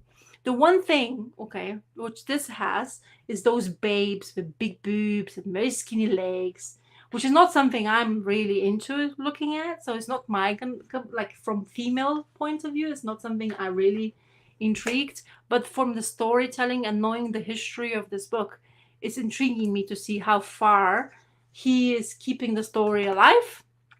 Like this babe, look at those babes, big hair, very big breasts, like really like almost what is that, hourglass figure type of things, you know. And he is like this guy who is basically struggling with lots of other superheroes, like super freaks as they call them, and he's basically doing his damnedest to solve all these problems. There's a lot of superheroes prior to that who was working for the government or the police, but there's this corporation or the bad guys who basically trying to eliminate them because they are in charge and nobody else can be in charge anymore. But this dragon, a savage dragon, he doesn't have a name as a savage yet, so he's a dragon. He's called Dragon every single time. He's the one who is basically gets to do all this dirty work for them, for the coppers, as much as they possibly can, because there's so many murders happening, they just don't know what to do. So what, as I say, the most intriguing part of this was there's lots of murder happening to him. Like he gets this girl to have like relationship with for one night, and she basically gets killed the morning after. She basically gets shot dead because she just knows him. Because of the bad guys, there's also the big Terminator-like figures of superheroes who's trying to join him as a team. And then when he goes and sees the turtle, that was just like such a thing. And all the turtles are drawn with only red band, like so from the beginning, like where no distinguishing parts of turtle, you would know who they were. And it's, of course, they using this famous scene, almost the Batman scene, where they like he's on the edge of the building looking down on the town in New York. And it's like, why I'm doing, and he's saying to myself, like, what I'm doing in New York, why are they sending me here? I'm like supposed to be working in Chicago, and then I'm going here to deal with this situation, and of course at the back of it you see turtles. So basically they're about to attack him, and they're having this huge scene of fights, and he's like, what is this going on? What, you are freaks? And he's like, look at yourself, like you are green as well. So what are you talking about? And then and of course, to a very good fashion of turtles, like they almost about to attack him and finish him, and then like stop, like we shouldn't be eating each other. We're supposed to be working together, because like we are the ones who are actually basically trying to deal with the situation in New York, and you come here in our turf and dealing with the things surrounding them. So yeah, I really, as I say, I don't know why, but it's intriguing me more. Maybe because I'm reading in this huge chunk, like this is the bad guy in New York basically, who was manipulating and she looks like she has a Wolverine hair, but then she has really big boobs and really skinny. so it's just like an Elektra's hand from, like you can see it's Elektra clearly, but hey, it's kind of ridiculous at the same time, but it's intriguing. So I don't know why it captures me still to this point, but when I was finishing reading, it's like I put it away. I was like, damn, I really want to go back at it. So it's a good sign. So I don't know, hopefully it will be, I'm not sure when I'm gonna read it volume 2, but I'm intrigued. And it's body of work, okay, where one guy who, I keep not saying his name, isn't it? What is his name again? Larson? What? Yeah, Eric Larson. Yeah, there you go. So Eric Larson's work, and the guy is very, very doing work for one person to do 250 issues and continuously going. How many years? It's incredible. It's absolutely astounding. The passion he still has, and I'm not sure what the stories will be now in those 250s. I don't know how much it dips, how much it goes, but honestly, this first volume, I truly can say it's amazing. Not sure that fact Larson, yes, has been regularly producing issues of Jack. Yes, it is incredible. It's a body of work. Jared Osborne still picks it up. It's still on his pull list, and he still enjoys it, and I think for similar reasons as you're saying, the fact that he's been doing this book for so long and is just committed to it, and I don't know, it's pretty cool. I haven't ever read a single issue of Savage Dragon. I've seen it around, but I've never actually read one. Well, that's the thing. I was like thinking, like if you're becoming, like, I am reading comic books now for more than a decade, yes. So for me, it's like I know what it's there for you to choose, but when I see a person working so hard at at a craft where not everybody can withstand to do it for a year, for 2, but the person who can do it for 30 consistently, that's another thing. I always see it, like you said, Jared Osborne, he pulls it, but he pulls consistently an issue. So that means the guy is continuously working his, it's a work of art. So you have to give it that kind of respect. Maybe the storyline won't be blowing your socks off, but honestly, it doesn't, escape from like at the point where like, oh, it's too much shit. I wouldn't want even to put my eyes to it, because the story doesn't drive me forward. Yes, it's a lot of fighting, but there's some moments where he has vulnerabilities. He shows that about him, insecurities, all that stuff, like introduction to other characters, and I find it kind of fascinating. And I think sometimes this kind of work, maybe it's not for you, but it has to be given a chance by somebody else. And them producing it in this format, it does of course help, because these days it seems to be lots of people likes to have a collected editions, and it's easier to collect this way, to get this many of chunks. The only thing I have gripes about, I don't know if I wanted to, but sometimes it feels like I don't know when the story ended and the issue ended. It kind of flowed, but there's this chunk, like stop. And I don't know if it's kind of like fluid way to next issue.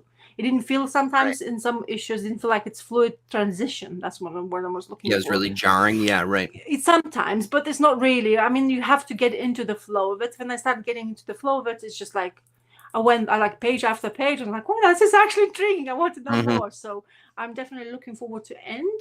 But, like as I say, I have some sort of gripe about those females being drawn the way it were. But don't forget the era has been done. Yeah. Long time ago. So, yes, it does. It screams the time of the era. Exactly. Yeah. and that But era of Image as well. Yeah. yes, exactly. But you have to accept that this man is working, doing Hmm. whatever he believes he wants to produce. Honestly, he needs to be celebrated. And I'm just like, okay, I'm gonna give it a chance. And honestly, Hmm. I'm loving it so far. So Yeah, cool. That's cool. so it gives I'm getting my points. So Paulo is yeah, saying that he only does 3 or 4 issues a year, and yeah, it probably not enough money to buy groceries off of. But isn't he also a part of Image Comics yes, proper? Like, I yeah. don't know if He is he's the like one. what's his title at Image? I don't know, but he's one of those four beginning introducing the image to the public. So he's the Right. ones So I'm who. assuming that So he that's how he kind of makes his living then, I guess, that maybe and then doing the Savage Dragon on the side or whatever. yeah, maybe Yeah. it's just the side hustle is continuously doing that. But yeah, Hmm. but it's amazing. Honestly, I think it's a body of work which, as I say, I think people able to produce for you. Hmm.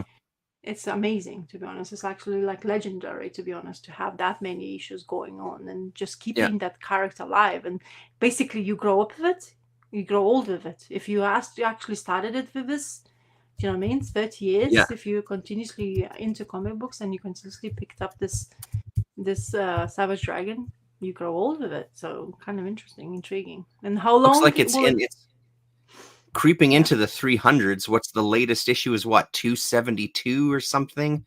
I'm just looking Wow. on Image Comics. 273 comes out in September of 2024. So yeah, he's creeping up on that magical 300 number. He's getting there.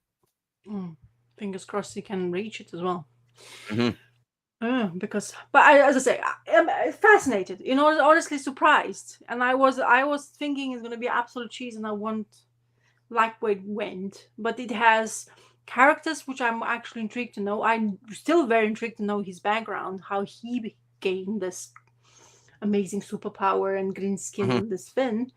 But honestly, it's kind of like intriguing for me to other supporting characters, which is coming in fruition, Right. where it's just like it's just kind of still building. There's quite a lot of Yeah. building going Building the on, universe. Yeah. and we Yeah. don't really know exactly where. I don't really know exactly where it's gonna go forward from there. Maybe it's gonna be completely up. But and I also listened to a couple of videos on YouTube, the people who actually are fans of it, and they are so excited for people actually trying to discover this.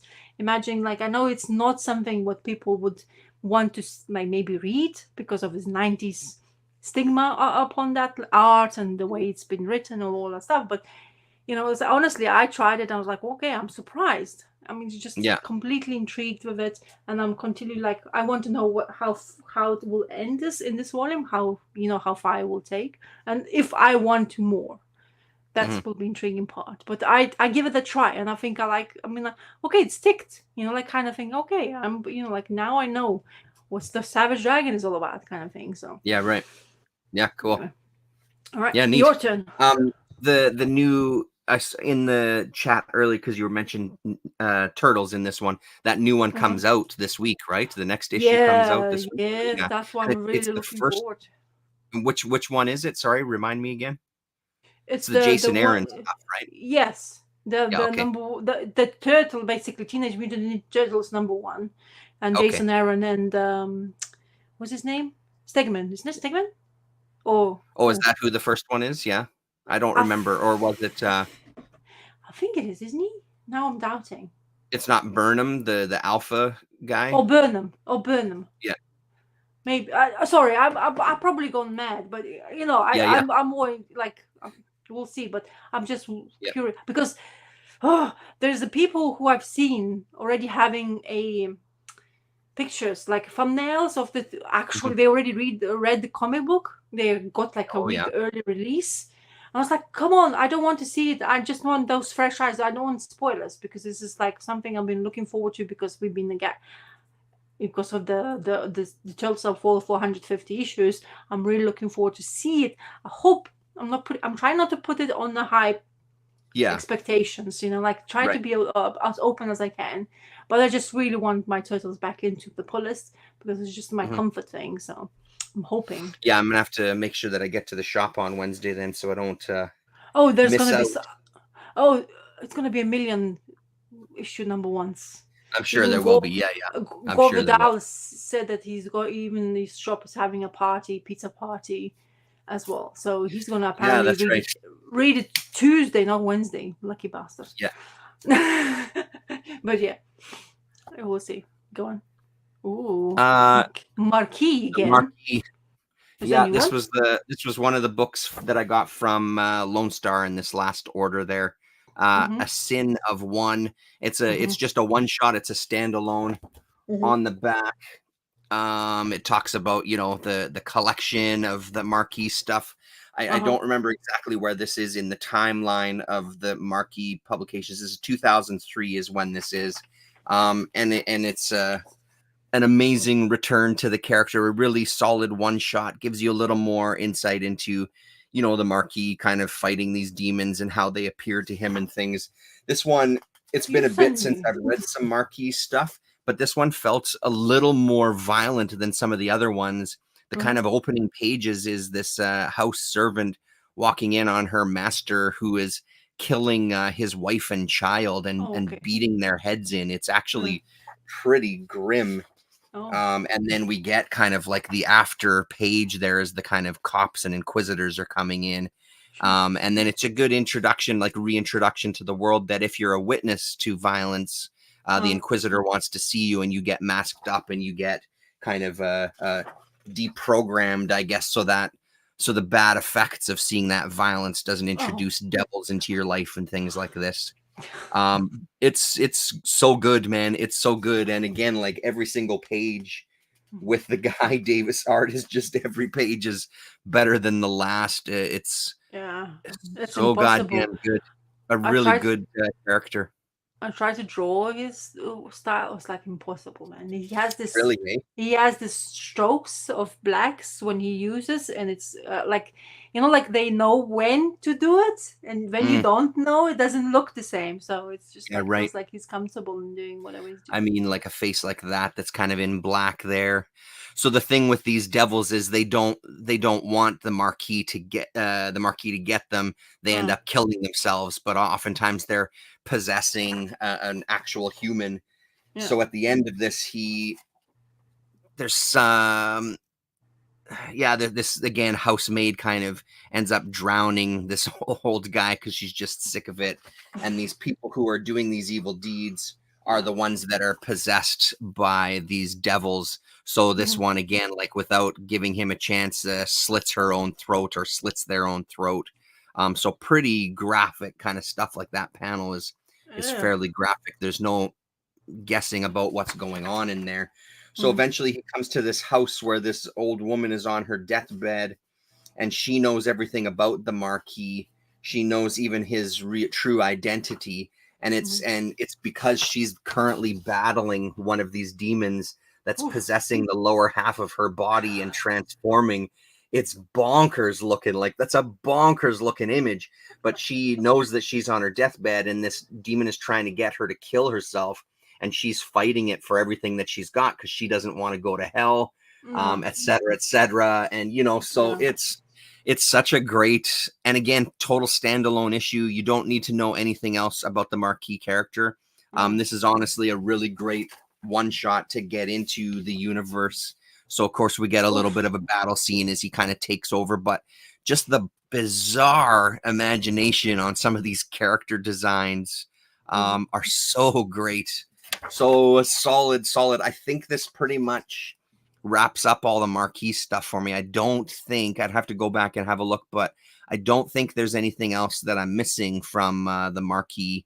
So I think this is it. I'm gonna have to pull them all out and maybe give it all a reread as one big kind of chunk. I really Love wish. this book. One of my favorites. Easily one of my favorites. I wish this book would be in a bigger format. I think the Yeah, I'd be album. curious to see some of these trades, what size they are. I'm guessing that they're the It's same size normal. as kind of a regular trade, but I've never seen any in person.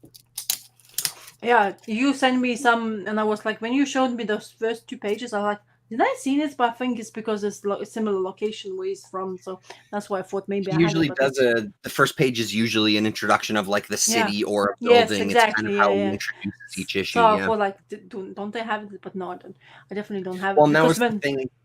That was the Go on. thing, even with this cover, I was like, Yeah. do I have this issue? Because that Yes, cover looked kind of looks familiar, similar, isn't it? you Yeah. know. So it's yeah, really Mhm. goddamn good though. So good.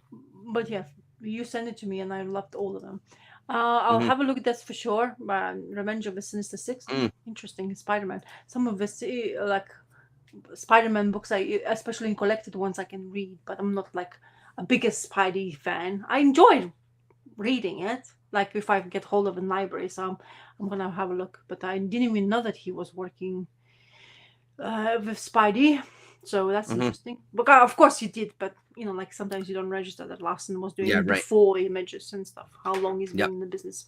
So I'm gonna get myself a drink and visit the bathroom while you're doing this one. I'll be right back. okay, all right. So I'll go the fully. No, don't need to. He's closing the curtain. I'm gonna go with. He said Terrence sent me 2 issues of The Lonesome Hunters by Tyler Crook. Tyler Crook is been working with Colin Bunn in Harrow County. He's extremely good a watercolor artist. He actually has his own YouTube channel. So if you are curious to see a process of this artist, you can actually see it. So it seems to be that this is his own work. This is the story of 4 issues. I only have 2, which Dennis kindly has given to me. But I'm already intrigued. I really like his art. But he's been written and drawn this one. It's a bit of a fantasy / religion / no, I think it's more fantasy than anything else, and a cult story about the guy whose family or religious family got hold of this creatures, demons or good guys. I'm not sure if I understood properly. A sword of power, and because of the time and era was the story is placed at the time where the people with the paganism weren't accepted anymore, and that they should be supposed to be got rid of. So the family of the kid who was given the sword went to basically on a revenge spree, and lots of murder happened. And his father, who like the towering figure of the young child, was telling him to murder somebody. He gets murdered in front of him. And what this sword ability is, apparently, you live long because you own it. So he survived all the flames, all this massacre kind of thing, and he's the one who's basically left alone to deal with the situation.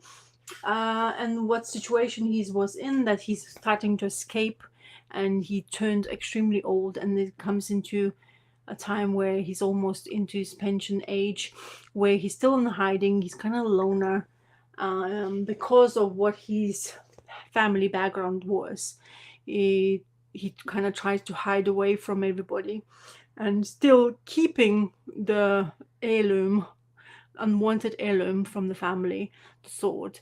So it's magical elements into it. So this crows who's following him, they are demons, and he gets into a situation where he's kind of bumped into by his not own choice. I'm talking about Terrence, about this. Yeah. So Excellent. Hunter. And so this girl, Waterloo Pair, gets into a kind of they meet each other for kind of like reason, because she has the clock, he has the sword, and how they come together is that the demon possesses her uncle. It's really fast. I really like the way he designed this. First of all, his emotions are spot on. His panel like characters, like characters create is really, really good. I like the color schemes as well he uses. So this is quite amazing. I don't know, Terrence, what do you think about this panel Loved in it. particular? Yeah, so So great. this is the crow basically inserts himself into his brain, or takes over completely the body, and starts talking to them, possesses him and talks to them, and basically tells them we need the thing you have stolen from us, and apparently the uncle who kind of like found it or is stolen from the Queen of Magpies, this trinket. And if you know magpies, they're all about the shiny stuff, so it treasures all that stuff. So when they get in this both in this situation, he kind of tries to explain to the Guadalupe that like you shouldn't be in this situation, but like they kind of came upon. He's trying to help her, but he still has this fear from the history from prior to what he experienced with his dad.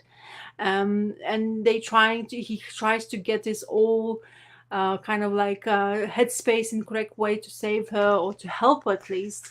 And he takes out the sword, which basically gives them the worst solution for they can't get away with it, because the minute you yield the sword, you are being discovered by the demons. And that's how the first issue ends. I really like everything. So these 2 issues, I went through them so quickly. I was like, I started doing research. So apparently he has another story. Did you know that there's a continuation story of this? Correct. So this the volume 2 of it, and apparently it's already out. I wasn't in. I mean, I've seen them. Like the way I order my comic books, I never see the pictures. I only see the lines of the. Sometimes I don't even pick up, not knowing who creators are. Just see the title of the thing, and then of course I discover from people's pull list videos. So the guy whose sword they're yielding is this guy. Looks like kind of like, what do you call it? Like those ears, like deer ears, like almost like I don't know, Minotaurish or whatever. yeah, exactly, minotaurish kind of type of the thing. Doesn't have those horse legs though, or body, but it's just the way it looks. As I say, the story went really quickly with 2 issues. Of course, I wish I had 3 and 4 to finish it off. But I really loved the work the Tyler Crook has done. It's just like if you have read or have seen Harrow County, you'll know exactly what the man can do with his watercolors, and he's really good at it. I really like this. I was like surprised how much how intrigued I am how they take over the bodies. I just like the way maybe he's using the shadows and the watercolors, and it just like looks really quite clean. And like I always find it fascinating because watercolors can be quite muddy at sometimes. And like this slashing scene where they're all the dark and you just see a sliver of light, really fantastic done. So anyway, so really cool. I thank you, Terrence, once again. Yeah, no worries. Yeah. His His live streams are great. I haven't watched his live stream in a long time, but he'll do live streams where he does like painting and stuff, and it's so incredible to watch him do that stuff on a stream. Yeah, exactly. Yep. So really good. Cool. I like it. Tyler Crook. Yeah. Another one to look out for. So did I, and it was the same thing. Like when I picked up that first issue, it was the same thing. Like by the end of it, I was so intrigued, and I just love that image as well too. It's a pretty striking image, and yeah, his art, every single page is just beautiful to look at. I know about the second volume. I just haven't picked any up yet. I'm gonna try to get my hands on all of it.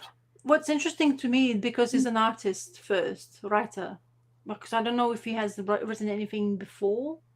Because I know he's already more well known because of this Cullen Bunn work together, and Harrow County, what basically plastered his name on everybody's kind of like radar, because it's well known. Still haven't read it all because I don't know. I'm just me neither.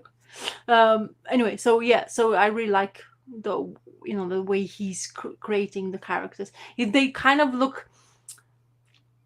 Kind of youngish looking, like the way he's designing them. Like they don't look kind of. But even this guy who's aged clearly, I like the emotions he portrays, especially in the eyes and the face. And it's just one of my favorite things to look at. And I really like when they are able to do that, kind of like show the emotional part, the scary part, because most of the time like Cullen Bunn work is all scary. It's like. Like they never like happy-go-lucky storylines you will get from right. So, yeah. So most of the time, so good to discover that artists like that, especially working.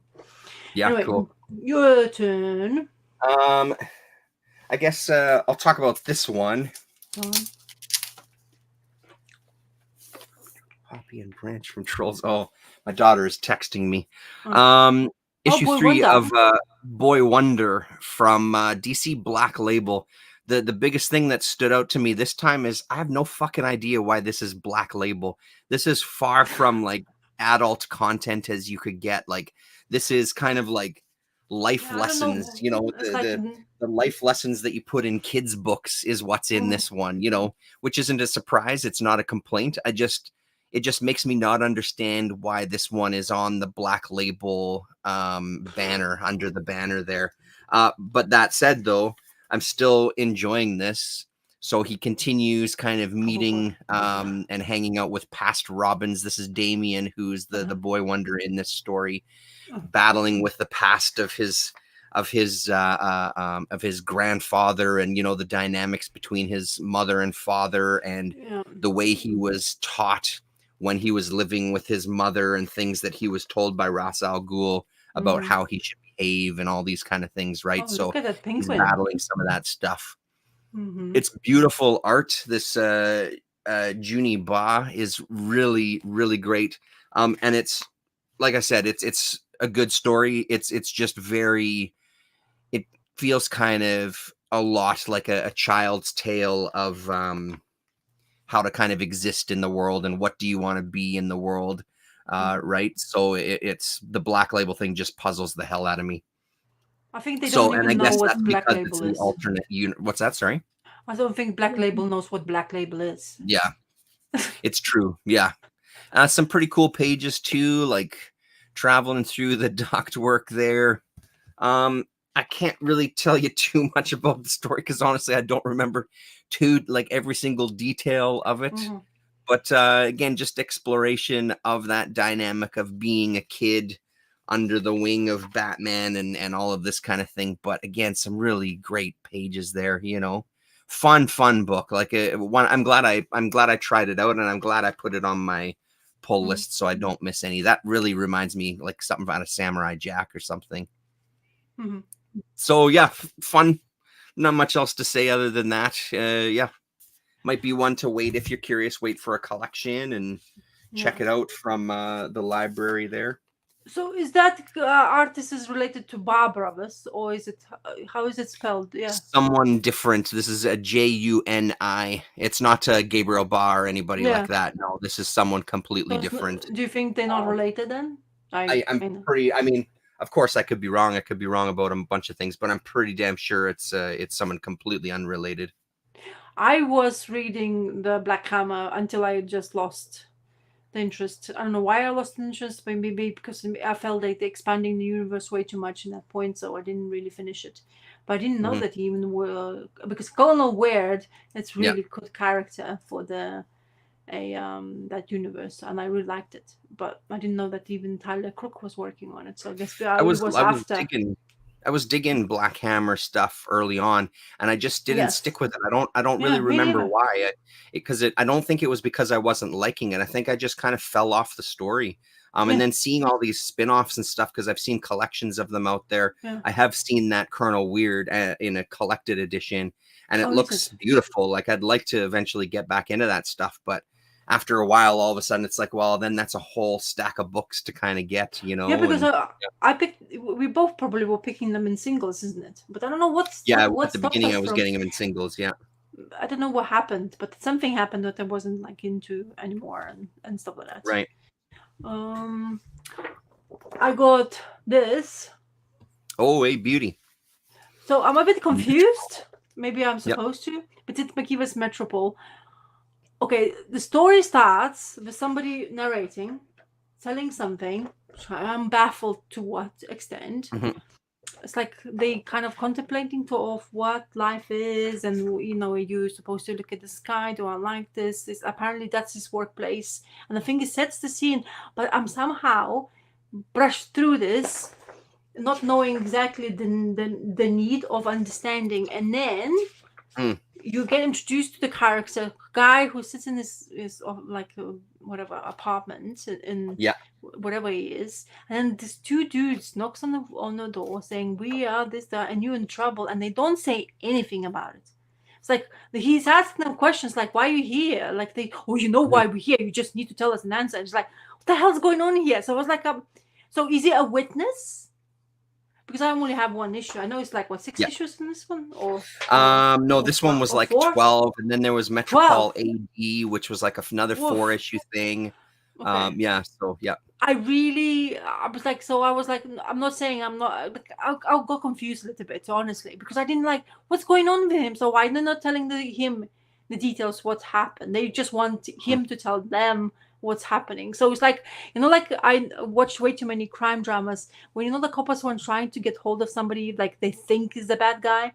So they're not going to tell anything to him, but they're going to make him kind of convinced himself that he's the bad guy and he's going to be confessing to something he hasn't done. So it's kind of felt like that. I'm not sure if I'm correct. But so yeah, and then afterwards he's kind of like confused. Is he dreaming? Is it his dream notions? Like, is it something like what's happening in his brain? But then it's like they kind of like wake him up and they still asking him lots of questions about the same thing. And they have this like, "Oh, where's your window?" And it's like, why do you want to know where the window is? What's the significance of that? So kind of like I was intrigued but confused in the same time. Yeah, so right. I'm really not sure what's happening. Can't tell you Yeah. much about that because the way it ended didn't end really well to a point where I can explain to you what actually is. It's just a guy who's basically probably was in the wrong place in the wrong time, and somehow the people who is like in like I don't know where FBI, I don't remember what they were, kind of getting out of him something. So yeah, that's just how far I get. It's intriguing placements of like apartments. There's some sort of significance I'm not catching yet because maybe I'm just reading the first issue. But there's a first issue. This is as far as my brain could accept the information on, and of course it's Ted McKeever. So you're gonna. I really like a lot of like you see the like backgrounds, like the buildings, the toilets, like it's just kind of fascinating to look at it. It's just like by itself it's kind of intriguing, but as a story I can't tell you much because I'm confused.com. And those pages right there that you have, that's one of the things that stands out from that issue is you're constantly kind of floating through the spaces, like as the camera and as the viewer, like you're just kind of floating through the world and getting these little nuggets. Like, yeah, McKeever is the best. He's so great. And like, look at that. That's so great. So yeah, it's honestly, so this guy's also intriguing, like and he's almost they talk in similar fashion. It's like, don't worry, it's like he's talking to a dead guy who's already hanging, is like dead, okay, but he's telling him like, shh, don't say like kind of like don't say much, like I'm just gonna open the window now, and it's like, what the like it's like, what's going on here? Why are you guys talking in such a fashion? And then basically he leaves and you have this guy hanging. And after next issue is gonna be my bones. So yeah, intriguing. So yeah, you got me head scratching here, but of course I expected it because it said McKeever. So I'm more intrigued now to read the number one. I don't know when I'm gonna get hold of number one, but if I will do, I'll definitely gonna have to read this one because I'll keep my eyes open as well too. Yeah, I passed that on because Ted McKeever is one of my favorites. It was that book and Plastic Forks were the first things that I ever read from him. I don't remember which one was first. And then they did, there was these collected, these kind of hardcover editions that were Shadowline, Image Shadowline. So 3 volumes? No, then there's Eddie Current. So Eddie Current was one of his characters as well too. Eddie Current took place before Metropol, but it's a similar universe. And then before all of that was Transit, which is his kind of, I think Transit was his first work, but really, really good as well. But Metropol just kind of stuck out for me because you're right. It's this guy is thrown into this world, and as the series goes on, you get more and more information and you find out what's going on. And so he really is kind of thrown. And it's the thing that's also intriguing about it is then the more that you read of McKeever, like once you read Eddie Current, then you get a little bit more of a nugget. So it's his whole universe. You know what I mean? Just really outstanding stuff. And I just love that series so much. Who published those hardcovers you just showed? Image Shadowline. Oh, Shadowline. Okay. Yeah. That's And so that's they're quite a few years old at this point. yeah, it's probably gonna Uh, be all out of the print, and it's gonna be on those like 2009 is when this first printing oh came out of these.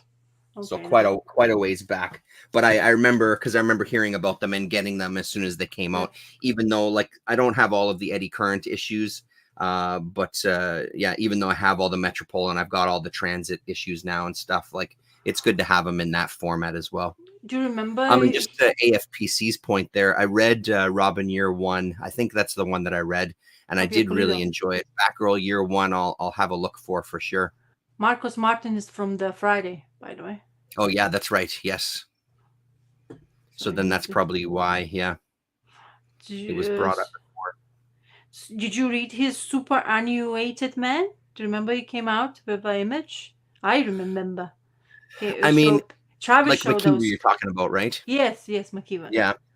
Yeah, I read it. I pretty much read everything that he's done. Honestly, the later era stuff, like Miniature Jesus, Yeah, even Pencil Head, it just wasn't the same to me. that It one. didn't kind of hit the same way.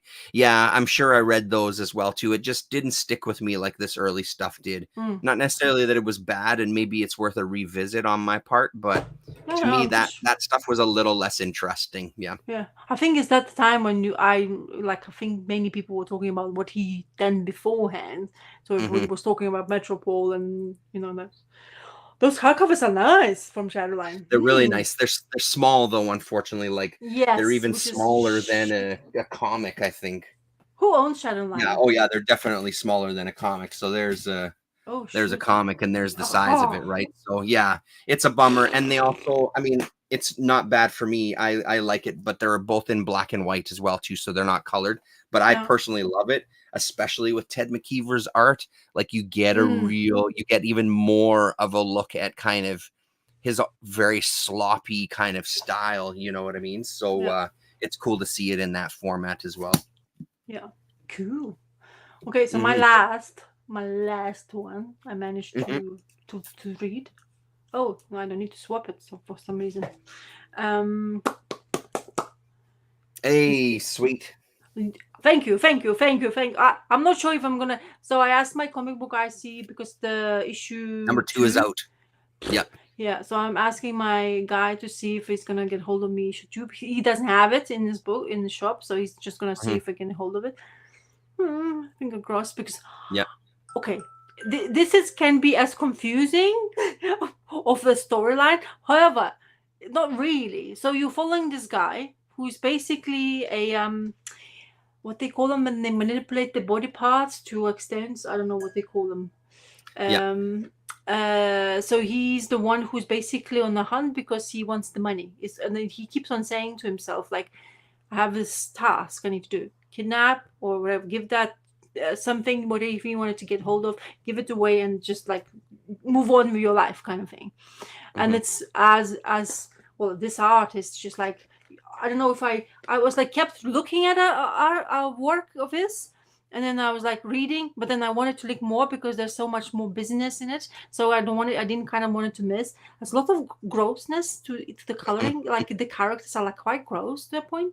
Mhm. Not saying in the bad way, but the gross towards this just like the more bloody parts or just like limbs, which I like kind of like find it like a bit like intriguing to my eye, and it's like, oh, I don't know if I know how I feel about that, especially like when he that's manipulated arm of his, because apparently he wanted to do some modifications to his own body, and apparently maybe is the era where it's a thing now, like where you can actually do it for yourself.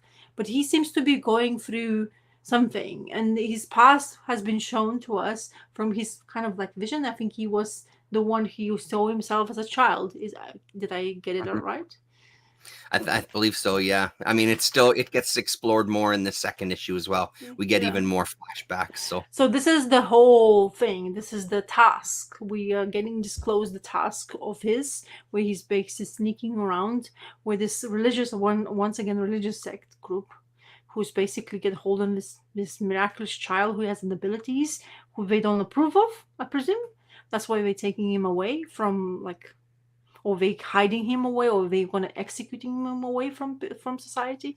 Honest, it also You know what it reminded me of? Oh my god, East or West. He would be amazing Uh-huh. artist for East or West as well. Even though Dragota was amazing at it, and all that, I collected all from the get go, from the beginning to the end, and I love the story of East or West. But this bubble remind me of that, because you know the kid, Uh-huh. how way he was growing up in the East or West, he was wearing helmet as well. He was hidden away from the people of society as this kind of thing, um, and that's just where he shines for me. His art, and Hmm. this human faces he's great. I Beautiful. love. It's not Yeah. proportional, but it's proportional. I don't know how to explain to me, because the eyes are too big for the face. First of all, okay, it's a child, but it's human, grown up faces, like Stylistic though. It's very stylistic, stylish. yeah. And then just like look at where the face of like one of the characters, and it's basically end up in this situation where this, because of the child he's supposed to be take away, or okay, rescue or take away, he gets into this vision kind of thing. He's been taken over, or his brain has been taken Hmm. over, and this kid is talking to him via vision, and it places him in a location where he's not feeling comfortable, to a point where he's about to escape, but he stops in his tracks. And this is the person who employed him to get him to deliver the child. He kind of like says, no worry, everything is going to be sorted, I still have a task to do. But instead of the taking the child and give it to the person he was supposed to be given to, he escapes, or tries to save the child away from the bad guys. But that doesn't work really well for him.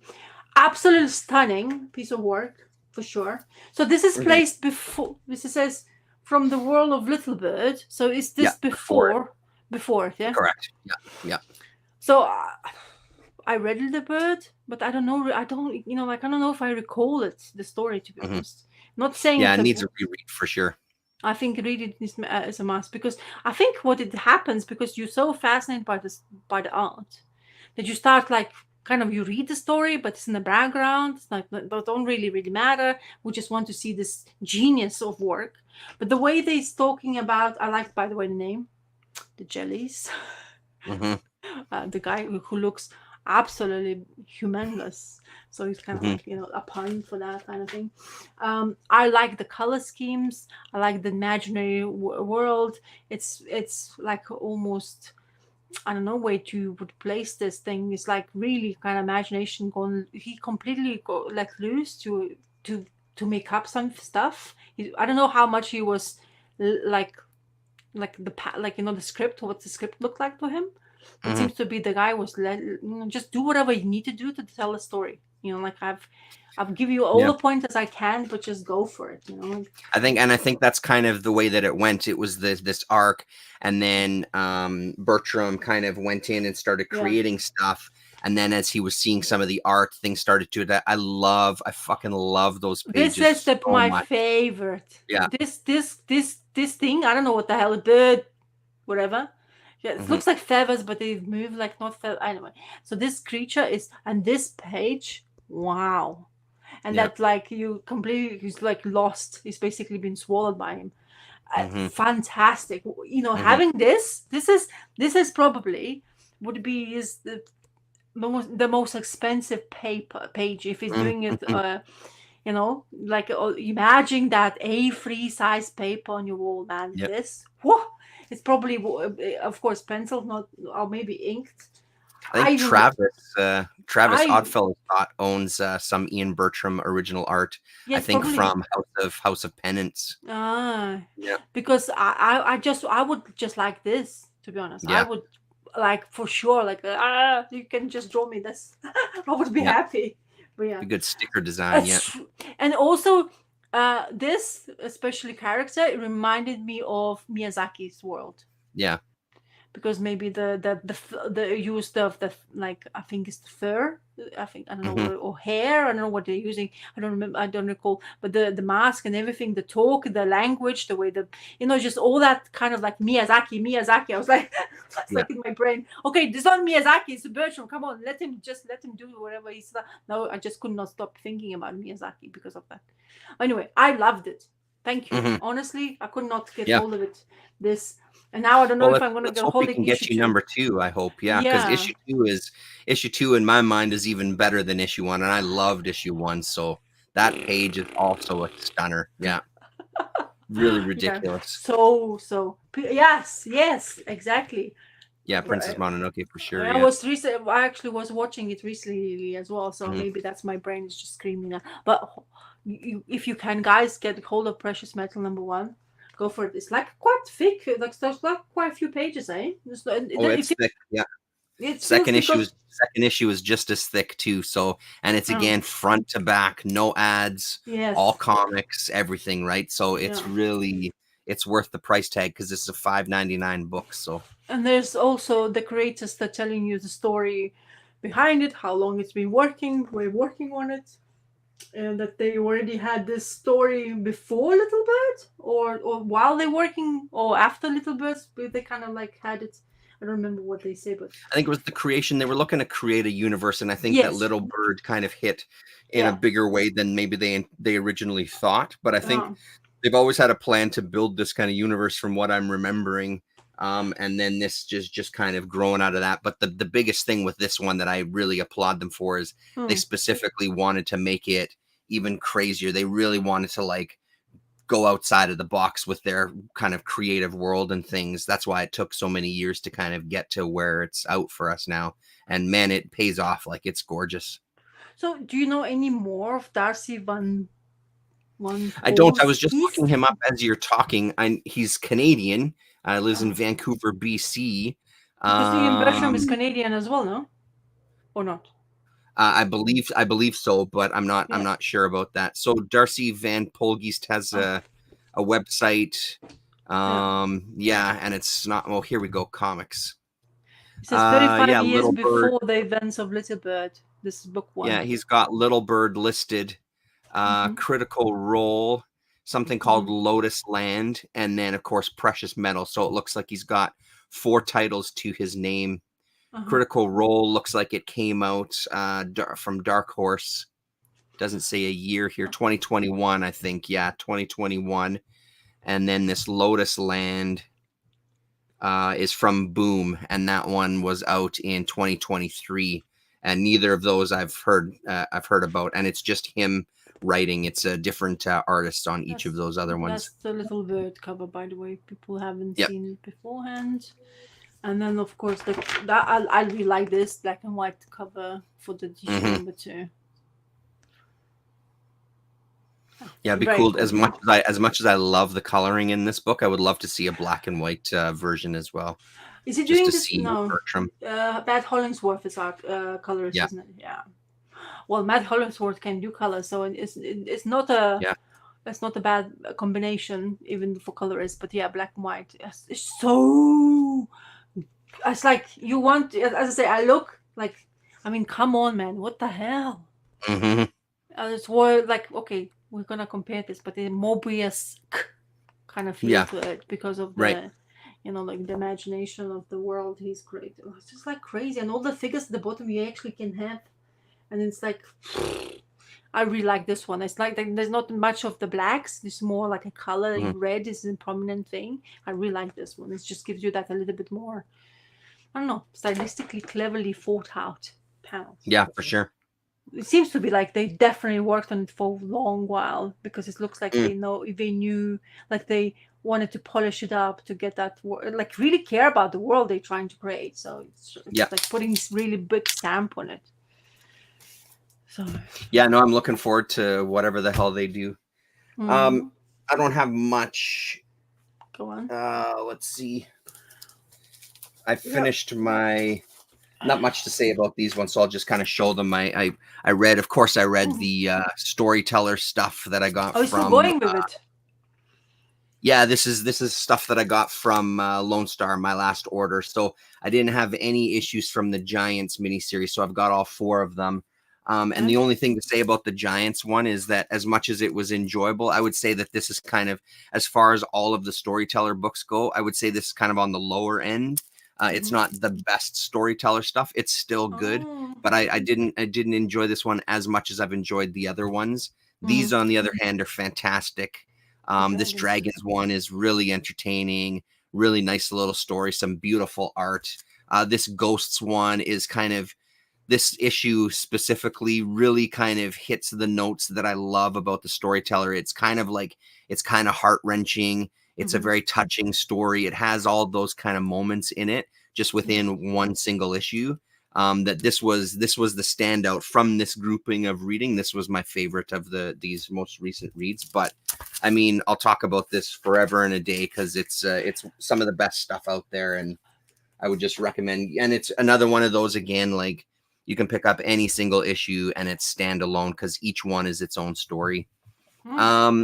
Sad to come to the end of Lycanthrope Leo, another Viz book from the 90s. I was looking, this is all that they published. This is 1994. This was an incredible ending to this story. It's these humans that are also animals from these different kind of tribes. And just kind of like, this is kind of like the final battle between this woman who's part of a kind of warring tribe of his. It's so good, man. It's so good. I really enjoyed these 7 issues. He kind of transforms into his kind of werewolf creature, and he's so kind of filled with this anger and stuff that he can't kind of control, that he starts to lose himself in the monster. So this other guy kind of comes, classic story, right? This other guy comes who's from these people that are kind of these bulls. Let's see, picture of him transforming here. Yeah, this is cool. So he goes into this trance so he can communicate with him, kind of cut through the monster veil and kind of talk to the human inside to kind of say, hey, you just need to calm down. Like, you need to calm the fuck down, bro. You're just high. It's okay. And come back to us. You're not lost. So it's just a really great, fun kind of final for this chunk of books. But I do wish there were more of these, because I'd read another couple of volumes of this. And again, the thing with Viz at this time, putting this stuff out in these kind of, a 7-issue volume just is, I mean, I guess this is a natural place to end the story, I suppose, or this chapter, I guess, but I don't know. It's too bad it didn't come out more. So yeah, pretty fun, dynamic art. How long did Viz continue? Viz, I think Viz is still going up until today. They, their biggest, I think their biggest moneymaker turned into, they were reprinting the Dragon Ball and Dragon Ball Z comics as well, into the 2000s. I'm pretty sure they're still around today, doing stuff. So doing some hardcovers and things. Yeah, because I'm pretty sure that Orochi is from Viz that I'm reading. Yeah, so this was fun. Again, like, the fun of digging through the cheap bin. So nice to get the last issue and finish off that run. I've never seen Viz in me to finish it in the bins. I've never seen Viz in the bins. No. Yeah, hey. Kind of more obscure, right? Yeah. Yeah, I mean, here there's a ton of it. Yes, Viz is still publishing. Here there's quite a bit of it, but it tends to be the same group of books. That I just end up seeing the same things all the time. And it's stories that, I don't know, maybe I will give them a chance. I'm blanking on some titles right now, but they're generally stuff that I'm just not really interested in. It doesn't look that intriguing to me, but I don't know, maybe it's worth digging into it anyway. Cause, if you would tell me the story of some of these, I might not be interested, but sitting and reading them, that Lycanthrope Leo, for example, is really good. And then the last ones that I don't have much to talk about. Badlands issue number 2 from Stephen Grant and Vince Giordano.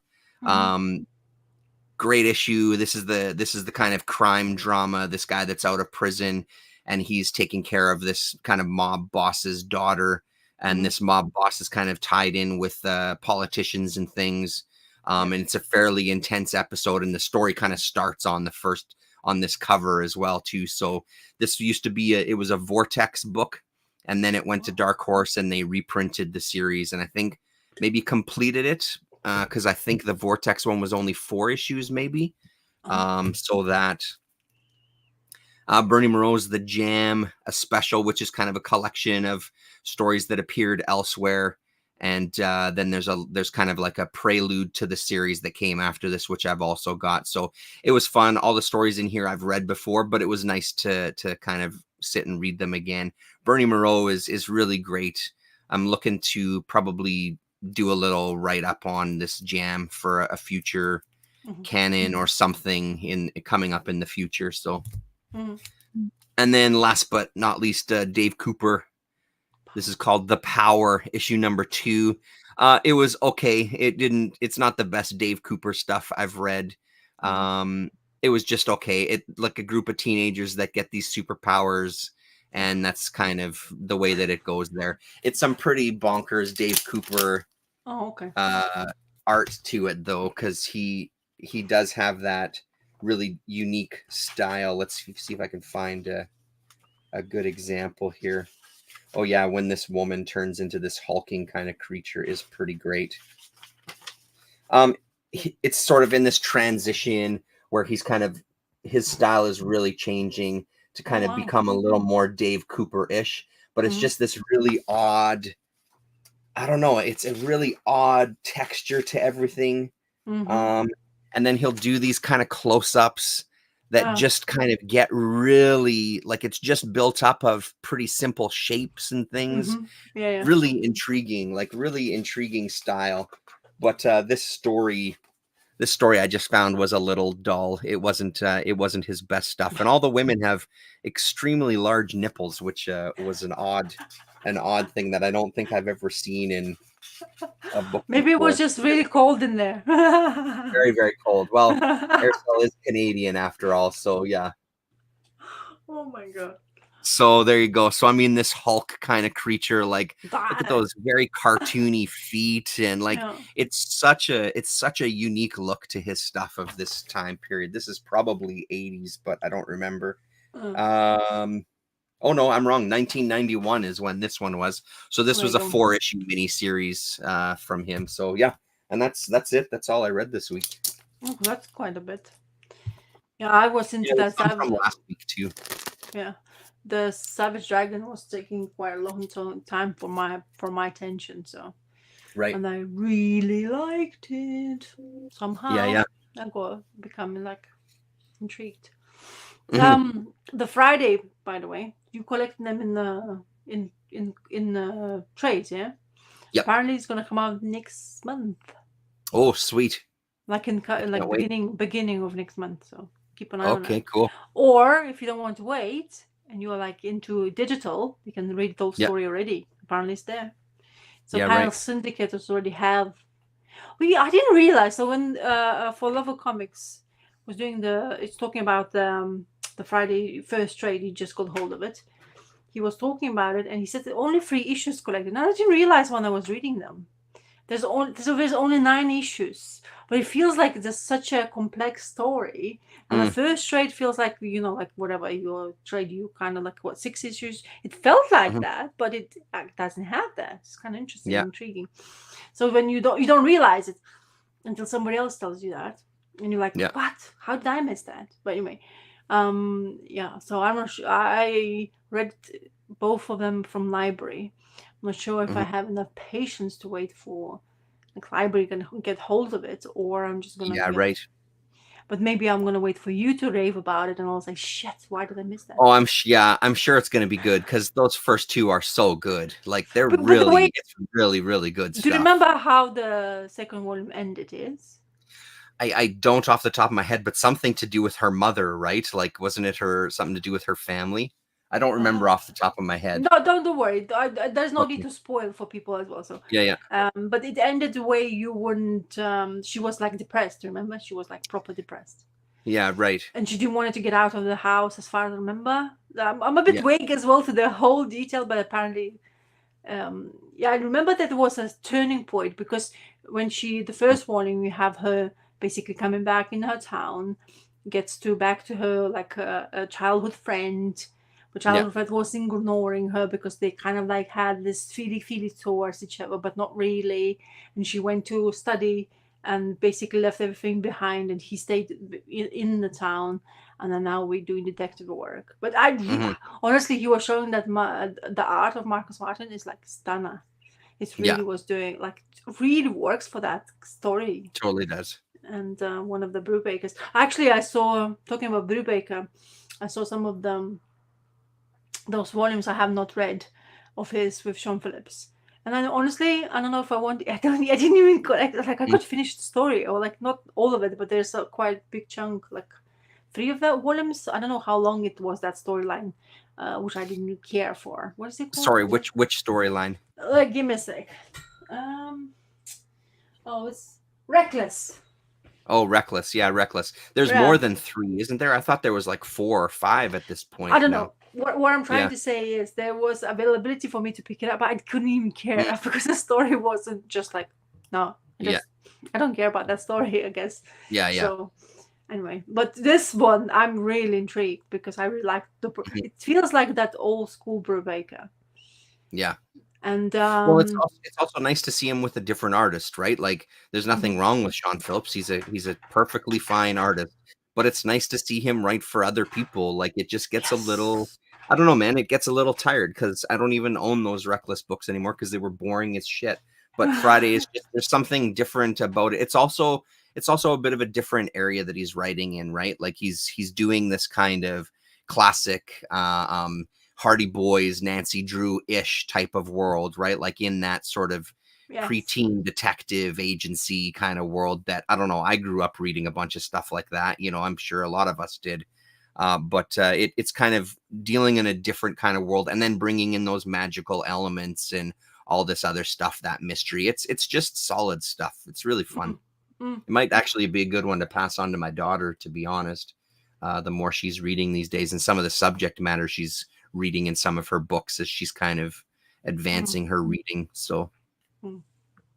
Yeah, I don't know. I mean, I'm enjoying Brubaker's and Sean's work. Most of it, which I really like, is of course Criminal World, and I think that's the one that I really liked.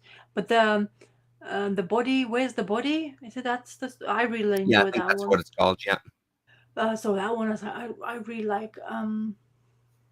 Oh yeah. Yeah, that would be cool. And that early stuff is really hard to find and it's really expensive. What's the one called? Is it called The Fall or something, or is that someone else? But yeah, I mean, Low life. the very very little bit that I've seen of his stuff that he was writing, and or Low Life, that's the one. Yeah, Low Life.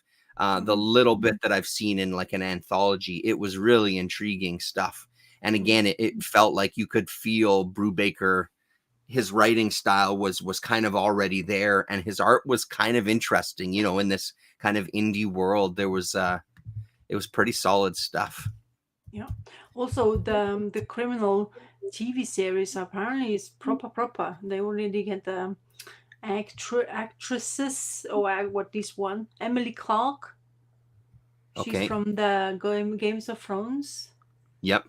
The Dragon Queen. Is that one? If you're familiar with that Okay. one. So I know I don't know the show, but I know who you're talking about. Yep. she's gonna be in the Criminal TV series, Yeah, according sweet. to Sean Phillips. If you follow him on the socials, he's keep on putting those out.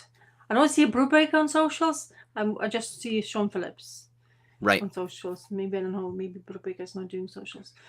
So yeah, I'm. I had to yawn, but I am intrigued. I'm not sure if I even gonna I'm excited about it because the comic portrayal, the comic book in general is best rather than TV series. But I don't know how much they have the input, but I'm looking forward to just Mhm. curiously see. I Like mean, people he are he apparently reading has it a lot now. of input in the show, right? Like Yeah. he's sort of doing a gaming kind of thing where Hmm. it's, he's part of the writing room and things, right? So which Yeah. I Yeah. think is crucial to that. Like if that writing isn't top notch, it's gonna suck. It's Oh already hard enough translating a comic into a live action thing as it is. Like yes. you've already got that battle on your hands. If Uh, the writing is shit, you're lost. mm. And Yeah, I mean, I'm intrigued to see it though. Actually, I can't wait. Yeah. but they making people read Criminal, so that's a good thing. And Hmm. the only positive we can say, let's do this way. People are going back. Well, I mean, Criminal in generally, if you hear Brubaker, the first thing you will hear is Criminal because it's the most celebrated work of his with Sean Hmm. Phillips. That's what they where they got the name out. And there's lots of material to read. And then like A Cruel shit Summer, ton. Yeah. yeah, Cruel Summer was one of the standouts for me as well. I really enjoyed that trade, Hmm. that hardcover. Yeah. Fantastic. I don't know. Yeah. Bad Really good. Weekend was my thing. The Criminal Oh, Universe, the yeah. pink Right. cover with the man. Bad Weekend, is that the Yeah. one? Bad Weekend. I loved Bad Weekend. I Yeah, really liked it a lot. Yeah. I thought this yeah, was great. But yeah, this pulp. All of my heroes have been junkies. Cruel Summer. The yeah. criminal stuff, like that stuff, I really liked, and that nightlife one that I got from the That library was really good too. So uh-huh. I told you it wasn't bad. I've seen one episode of Paper Girls and I switched it off. I I wasn't. watched it. I You watched it. watched I thought it was pretty good. Yeah, yeah. I watched you the watched the I whole guess the thing? first season. Yeah, the first season a while ago, I think, right? Yes. Because it's been Yeah, out yeah, for yeah. a while now, right? I know I've watched one episode, that's for sure, and Yeah. that's as far as I my memory stands. So I definitely haven't finished watching it. I'm not sure why I didn't want to watch I the rest liked of it it. enough. I don't know if it's, I couldn't really tell you much about it at this point, but as I was watching it, it was pretty entertaining. Yeah, Yeah, I didn't find it horrible, so yeah, I stuck yeah. with it. I mean, you probably now is the whole thing. Maybe if you watch the whole channel, like binge watch, maybe it will Yeah. be something. But as I remember clearly watching it because I was curious, I don't even finish the whole series to be honest. I really like the art, the what's the Yeah, right. I never finished the book. Yeah. yeah, I the book never came got to out. the end of it. It's the no, I don't remember the name of the artist now. Anyway, so I remember picking it up in singles. Well, there you go. Maybe you should if With you Chang, have yeah. yeah, Cliff Chang. There you go. I said Chichi. You see how I was. So maybe you should watch it. You never know. Maybe you'll like it. It'll spend some quality time with Paper Girls. Yeah. But anyway, this will be all interesting. But Criminal is one of the one of my favorite reads anyway. The Yeah. minute you get So if you good. get hold of them, of course, that was the most difficult part to get hold of all the material. But there were still so many collected editions, and I think they saying that's not enough. Now that you announced that this TV series might be coming out, let's say everything goes well, but they saying that they blaming the production line is not going fast enough for them, and that's why there's not enough criminal collected editions out there in the wild Mm, for you to get hold of because it's actually very pricey if you can see some of the singles because it's not always like there's like volumes, like 5 issues there, and I think if I remember correctly, like there's the main storyline, then there's this continuation, and then there's another one, but of mhm. course they were coming in the hardcovers, so Yeah, I we'll got see. the hardcovers first, and then I went and got all the single issues. So maybe I Yeah. should look at see what those are going for and Yeah, check get ready to maybe, sell that but shit. the more the more news is gonna come out, the more Yeah, actors will be announced, the more will be people willing to know what's gonna be all about. So yeah, got to get on the hype train, make some money, and then when it inevitably crashes, because everybody will bitch about the first issue or the first episode, then nobody will want the comics anymore. So you got to it's like strike that. while the iron is This that lukewarm. people are about already spoiling the Deadpool with trailers. Their own trailers are spoiling the movie. It's like, Uh-huh. come on. I don't watch it, Yeah, by the way. I just because I watched the Deadpool all of the movies and I really thoroughly enjoyed it. yeah. I like those. Oh my god. I'm sorry. Oh, sorry. It's quite late here. Quarter to Yeah, yeah. 11, okay? So I'm a bit sleepy. Um, I like the Hugh Jackman and Ryan Reynolds bickering between each other. Like that relationships works really well. They kind of feed off each other. So it's been around and about, and now we're making a movie together. So I'm curious, of, Mhm. but apparently, only one speculation's there, which I already heard. If you don't want to listen, don't listen. But um, his wife, Blake Lively, should be there apparently, but hey, it's maybe just a rumor. Nobody knows Yeah, it. right. No, nobody fact checks it until somebody's gonna just spoil the heck out of it when they're gonna come out in cinema. That's the Yeah, one movie just on socials. Just don't watch. The minute you see that, but you skip it if yeah, you're curious. But because everybody's just spoiling the heck out of it, yeah, because the hype train is high, like yeah, right. Yeah, really, like proper going for it. Eh? yeah. And there's the one comic book apparently where they're speculating it that the new Cable apparently gonna be that Esposito Mm. guy. Why would they do Esposito as That's a gonna be who? Cable? Sorry. You know that's the what is his name? Esposito is the he's well-known actor. Um, oh, look at that. Is he being serious? Is Taylor Swift in it? Well, there's a rumor. Yes, there's a rumor about Taylor Uh, Swift. There's a rumor saying that Taylor Swift will be there. There's a rumor that Taylor Swift is going to be in Marvel in generally. So first, oh, everybody was really? saying, yeah, Taylor Swift. Jesus Christ. Yes, Taylor Swift is going to be as a Dazzler, because like Oh, she's a singer, blonde really? chick, blah blah blah, and that I can what absolutely see that. I can totally see that. Yeah. G.W. Bridge of Life with X-Friend. Yes.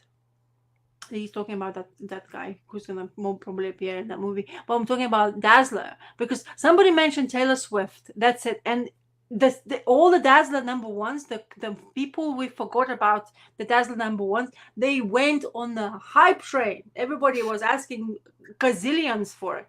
It's like, Yeah, come right. on. That's hilarious. Yeah, your comic book shop is like come. Yeah, Maybe he's got a good shop, man. It's a great shop. go. Maybe you should just buy me a plane ticket. Yeah. I'll go. Or when you move to Canada, bring the comic shop with you when you move up north. Jesus, that comic book shop of yours is like proper treating everybody. It's like amazing. That's good though. I mean, that's great. Yes. That's Yeah, that's a it's good like business an if you're event. taking care of your customers, man. Exactly. Because that shit's hard to exist out there anymore. So it's like coming out soon, or is it out already? I don't know. It's like something July. They say it's gonna come out, this movie. And Oh yeah. And apparently, the trailer came out, which is just recently, and apparently it completely spoils the movie. It's like, what is it all about? Why would you do that? Yeah, right.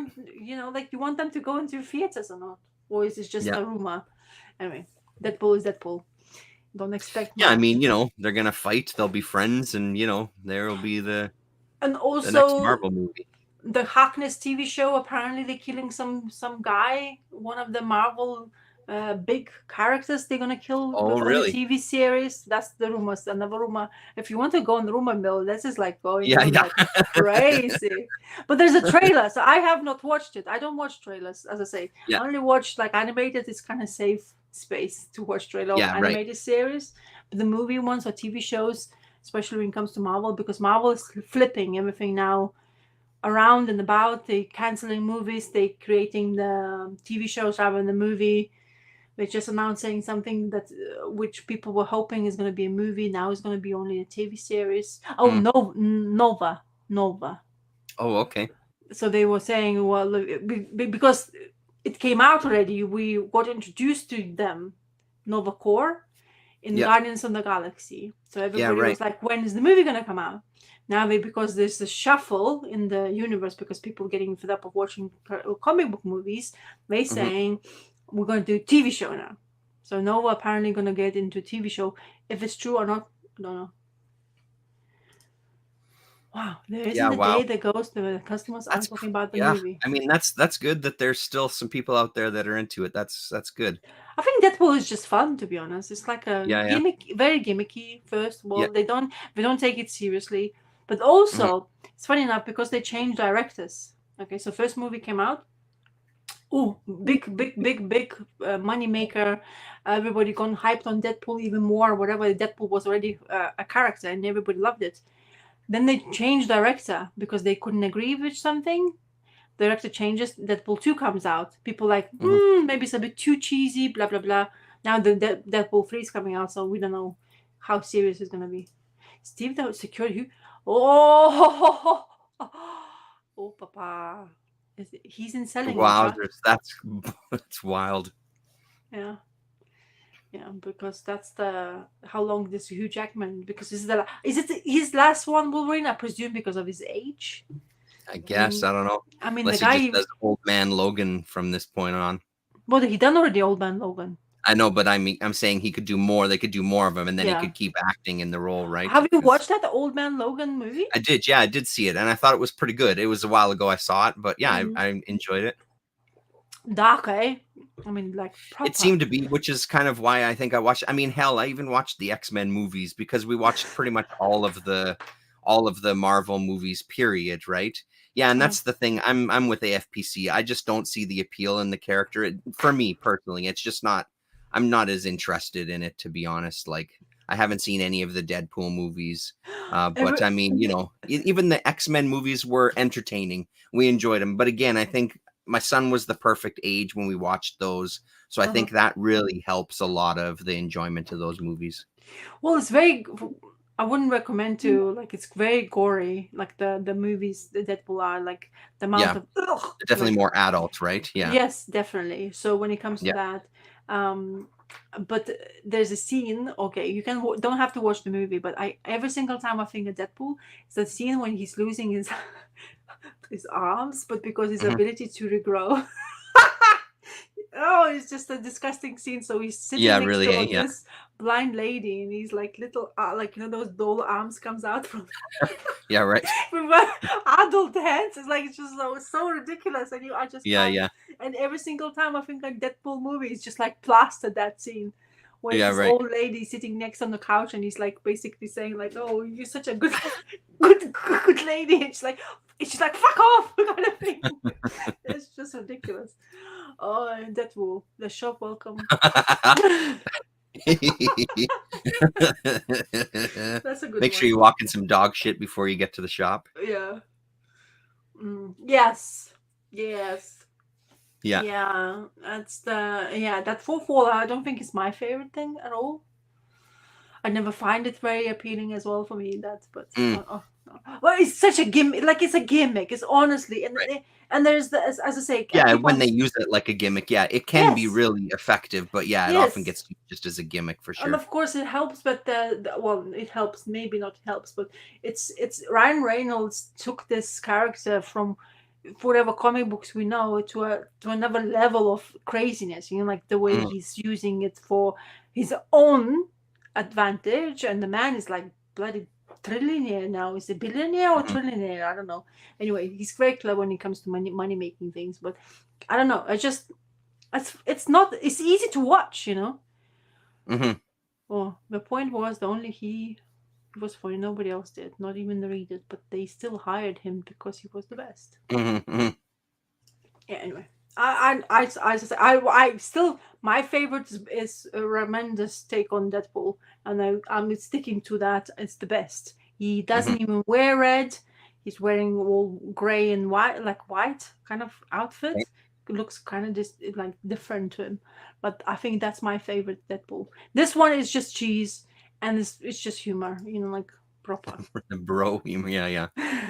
Yeah, yeah. It's kind of annoying, that part though. That bro Yeah, humor. right. Don't sometimes it's just too much. But the Yeah. scenes, the fight scenes, I don't know. It's sometimes it's just like sometimes you need those cheese to relax. Yeah. Yeah, right. All the pouches. And Gore is right. It'll make some money for sure. It Yeah. will. It'll Well, the Hugh make a shit Jackman's, ton of money. yeah, Hugh Jackman's involvement. It's quite clever as well. I think they did it from get go. I think they had the plan to get them Mhm. talking as an actors of some characters of the movie, which is comic book based, and then they were bickering and battering. And don't forget, Deadpool appeared in Wolverine shitty Fox movie. Yeah, Mm. when they put X on his mouth and he couldn't talk anymore because he was so fucking annoying. And that's what his first basically appearance in the movie in the Fox realm, where they Yeah, couldn't right. even call him a Deadpool Oh, hey, yeah. because they didn't have license. So That's that right. movie was Okay, yeah. absolute. And my husband was watching it. So I said, "Why are you watching this garbage? It's Fox Wolverine." It's like it's gonna be shit. The storyline doesn't make half of a sense because they can't Yeah, use a lot of it because they don't have license for it. right. And then he's like, "Oh yeah," and now I remember how horrible it was. It's absolutely caca. Well, Yeah, yeah. at least I think it was, because there were so many gaps. You can't even really understand the storyline. So they use Uh-huh. Wolverine name. There's some sort of like adamantium stuff. All is correct, but then you appear that like clearly you can see Ryan Reynolds being the first take of Deadpool, and they can't call him Deadpool. Yeah. They call him like some wacky douchebag who can't shut up. I think they're calling him by his name. I don't know what's the Deadpool's character's name. I forgot the name, actual name of the Yeah, yeah. character. But they call him by name, I think, and you Okay. clearly know that's Deadpool, but you can't call him that. So it's kind of like it's just like chippy choppy. And then Mhm. you have like Lieber Schreiber, who is like Sabretooth.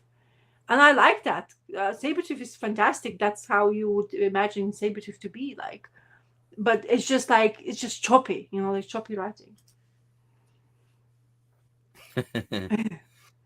And Deadpool premiered, families took their kids to see That's crazy. R-rated. Yeah, I don't remember many stories like that here. I think it was pretty evident that it wasn't a kid-friendly movie. Like in the trailers that I saw up here, it was very Yeah. much clear that this is not a Marvel movie that you take the family to. This was different. Yeah. Yeah. Wade Wilson. There you go. They call that's the name they gave him in the movie, in that Wolverine Mm. movie. So they call him like basically by the character's name, but they can't use the The Deadpool word, yeah, yeah, because that's bonkers. not nice. That's the problem with the Fox. They keep on creating the movies, so they have no license for some of it. They can't use it, Mhm. but they're still using the same universe. And then Yeah. if you are like, at least know of the universe, it just doesn't have it's like it doesn't make sense why you attempting to do it, but it's all Well, about the just money for making. for money. I mean, that's the Yes, reason, right? Like that's the yes. drive. Look, Yeah. they still have the They Spider. don't actually give a shit about the movies or the movie going public. They just want your $20. Yeah. It's like all the Spider-Man, like Venom and all that kind of. My husband still says he likes Venom movies. Like, really? Mm. It's like I can't watch it. Oh yeah, really? Yeah. With that, what's his name? The Yeah, yeah, I English. know who you're talking about. Yeah, I Yeah, yeah. haven't That seen them either. I can't watch it. He can watch this. His favorite character is Venom, so I guess that's why he likes to watch it. Mhm. He when he was growing up, he was reading a lot of the Venom stuff. So Mad Mm. Max and Venom was one of his two of the go-to comic books when he was growing up. Yeah, crazy. Yeah, Oh yeah. yeah. Deathstroke the Terminator. Well, it's basically DC's version of Deadpool, basically, kind of, Mm. sort of. He's not that crazy though, like he doesn't break four Was four. that the character that piece of shit Will Smith played? Is that who he was in the movies? Is Yes, that? Yeah, yes. okay. Yeah, yeah. There you go. Yeah. Yeah. Okay, I gotta go pick Yes, up we got to go, Will. people. So, Thank you yeah. for this entertainment. Thank you, AFSPC. Gore Vidal just jumped. Paolo Costa and Jay Jack, you and off my shelf. So thank you, Yes. people, and we'll Nice see to you. see everybody. Yeah. Just put us. Don't forget to like, subscribe, and Tell your friends. and then we want Oh, that was millions Deadshot. from Oh, you. okay, So Deadshot, not Deathstroke. yeah, Deadshot. That was Deadshot. Yeah. Oh, okay, cool. Oh yeah, well, I'm mixing them Oh, up now. whatever. They're all Yeah. the same, aren't they? Yeah. Ciao. Okay, later.